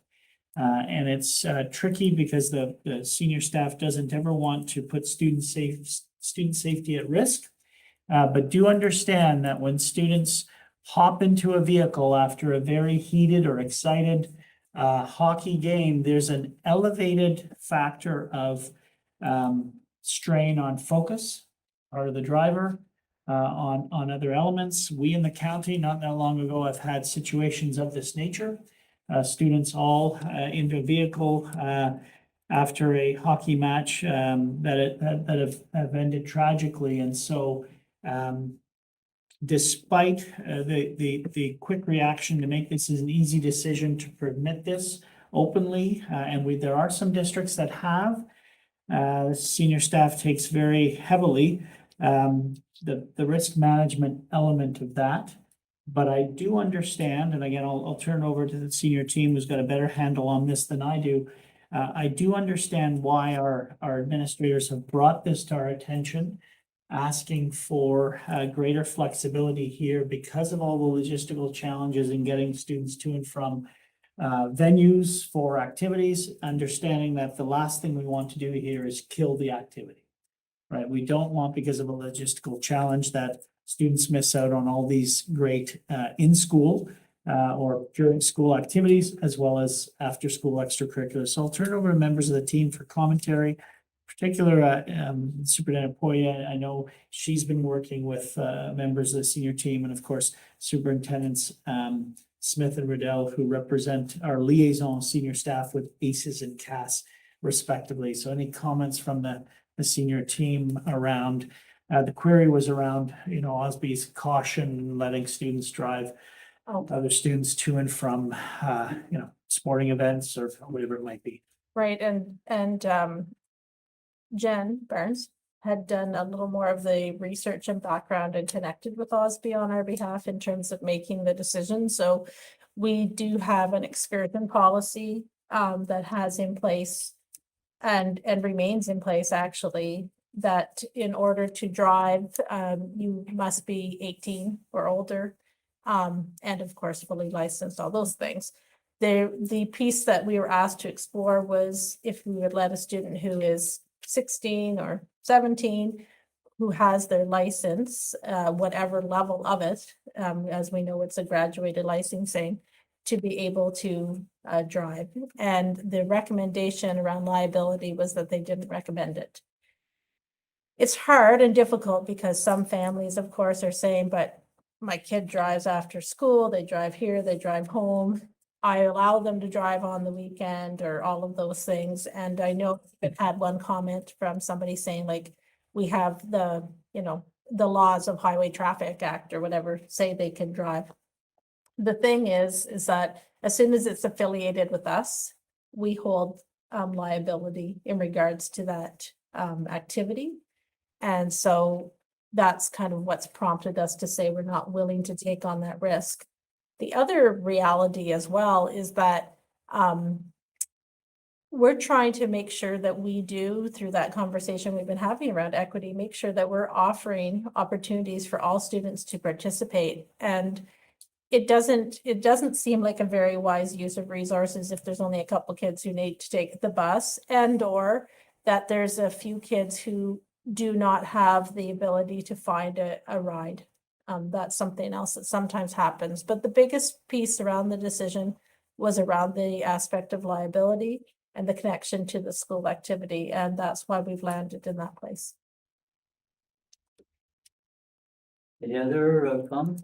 David? I asked to have this brought because a couple of things that I don't really think I agree with is one, the process. I think this is a board decision, not an administration decision. It's a public thing, and we always ask anything that has to do with the public, we should have an input in the decision. So the second thing is I don't deny the liability, but I don't know what we pay in liability insurance every year, $8 or $9 million, whatever it is, but it's for these particular scenarios. And I know we don't want to, we want to be diligent and not, being like, and being careful about the risk. But insurance companies, their agenda is their own. Their agenda is to protect their own liability. Doesn't necessarily mean that we're going to agree with it. And I mean, I know of a situation that came up way a long time ago about playgrounds and stuff. And the board said, we're not going to close all playgrounds in Renfrew County because one student broke her arm. And so some of us, for me, I don't know about the others, but it's ridiculous. The other thing is we allow students to drive to school. They're allowed to drive their car to school. So I see a contradiction in the policy, because if we allow them to drive to school, we don't say it has to be one student. We don't say it has to be 2 or 3. We allow them to drive to school. What's the difference between driving to school and then leaving the school to go on an excursion? I see that as a contradiction. And again, I mean, we can't stop everything. The equity thing, I'm not even going to get into because I don't think that's even a consideration. The simple fact is I feel like we are trying to control what people do, the hockey, kids play hockey. There's no District 5 rule that says more than one person can be in a vehicle to drive to a hockey event or a tournament. So I don't understand why all of a sudden it's a big issue for us, because it's not, I don't understand it's an issue in other avenues. And so I'm not disagreeing with it. The board might agree and say this should be the policy, but I feel like it should come to the board. I feel like it's a board decision, and I feel like we should understand the process that goes through before that is implemented, and then the public, has to accept it. That was sort of why I brought it up. More to understand, not to criticize, but I don't agree with the policy because of the way it's set up. You know, and This is a respect trustee Kaiser, your query here on this. Two comments. One, to start, what I'll offer up that staff will do is bring a report to the Board of Trustees with a fulsome explanation of a couple of things. One, an environmental scan, which we've done in part what other districts are doing, our other districts. I did ask the chair if she could check for me, but I think her trip to St. Lucia probably has a bit of a priority. Right. So Yeah. I forgive her for that. Unfortunately, I'm not heading to St. Lucia, so we'll prepare the report. We'll look at that, but also present a bit of the rationale around the liability perspective from Osby. And I understand the point, David, that you're making on that front. So let me commit the staff, because we are looking into this and because it's an evolving piece for us, we'll bring a report back around where our administrative procedure lies. To start as information as context, I think you raise a few important points and then pick the discussion up from there because it's an important one. The second element with respect to students driving to and from school, and again, I'll turn to staff if I've misunderstood this, but the interpretation from an Osby perspective is that part remains in the hands of a parent or guardian. Right, you're leaving or coming from the home, and so it's a little bit different than the district saying, at 11 a.m. on a Wednesday, off you go to the, whatever it might be, the volleyball tournament or something like that, which is then really in our purview as a district to the point Superintendent Poirier made. But I'll commit as staff that we'll bring this to the Board of Trustees with a fulsome report so that you can understand the nature of where we're landing. But it's a very valid point that it's in I shouldn't say flux, but it's something that we're grappling with. We'll bring it forward. It'll be healthy for us to have this discussion. And I mean, that brings up, I kind of expected something that is, well, maybe we have a form that the kid gets signed by the parent to allow them. I mean, again, I don't know the legal part of it, but I mean, if we, Well, we Superintendent Poirier. We do have a travel by private vehicle form, but it was the age piece is what we were getting the advice on. In terms of it being an adult was the recommendation, regardless of the level of the licensing, although we did note that some other districts had gone with you must be at your full G, we're not right? law, we should follow what the legal thing is for someone to drive, like that's. Yeah, I think, Dave, yeah, I think we should do up that report and bring it back and I know I reviewed it, but I wasn't expecting the conversation today, so I'd like to make sure I've read Sure, yeah. this back through. And then we can present that and, still, have a conversation about it, but at least have some information in front of us. my side, Yeah, just getting back to what Dave said, I mean, I believe the board has a lawyer on retainer. It would be interesting to look from a legal point of view and bring that into the report. Like, just so, and because I mean, Yeah. typically, Beyond Osby as a. yes. But and typically, I mean, I will toss this out there, I may not be popular for saying it, but typically educators, and rightfully so, we're looking after the children in our communities. I think the standard is we always err on the side of caution. So from getting a legal standpoint, at least then, we can have that piece added. Similar to the bus piece in a way, when Meredith's asking a question, it's like, can the bus run that day? Well, it probably could. And it's sometimes about, could this 16-year-old drive 3 of their friends and get to volleyball? They probably could. But it's about when something happens, the question coming back of, why is this what happened? Why did the board not provide adequate transportation to an event that they've asked children to attend? And like all those things that come into those conversations. And that's the part about deciding on the liability of what you want to take on. I was gonna talk about the lawyer as well, so just to add to it, just with the lawyer, you can ask, what are your obligations if Obviously says no, when we go ahead and say yes. I was gonna mention that in the consultations I've had with our lawyer, it's been we would tell you to follow Osby. Like that's so it's a tricky one. Yeah, but we Right? can break, we Yes, can it's bring worth it out. asking. Yeah, for sure. Asking just future liabilities and what ifs. Mhm. What if we went this way or modified it a little bit, so then. Yeah. We can have, just more than one opinion. And if they, clash, then we have to Mhm. either side, if they both align, then, And, makes and it easier. I think the question that Jen would have been asking, but we'll confirm this to Osby is, are you gonna cover us if this happens? Yeah. So if there's an accident and we have the 16 or 17-year-old who drove to the ski hill, right? And they have an accident and it turns out that the board didn't offer to provide any transportation. Then we know what happens. Everybody possible gets sued. And we will probably likely be part of it. And the question is, what advice did we get in terms of whether we did that or not? So there's lots of things that we would need to ask and then present back and be able to share. And I think, Dave, that will help with understanding whether that's the decision we should make or not. And I hope it will anyways. Yeah. Any other comments or questions? I look forward to the results of your inquiry. We'll see what happens. We'll look to do that through Mr. Chair as quickly as possible, because I think trustee Kaiser raises a very valid point, and we've been struggling, quite frankly, with how to land this, so we'll do that as quickly as we can. And I'll be honest with you, I don't have anyone knocking at my door, yelling at me about it. Jacqueline was excellent with the parent and returning the email and giving the explanation. I've mulled it over for a long time and I really just not comfortable with it. So I appreciate what's being done and Sure. This question is almost as old as I am. Well, when I taught phys ed back in the eighties, this question constantly cropped up. Yeah. It's nice to get a legal opinion and Yeah. really all the wisdom of. Some of it's even about supervision, a responsibility of supervision of certain times, like even on the bus, maybe we can get the legal piece on this, but like kids go on the bus in the morning with the bus driver. But when they go on a trip for volleyball, there's a staff member supervising them because it has to do around a level of supervision in relation to that school activity. So.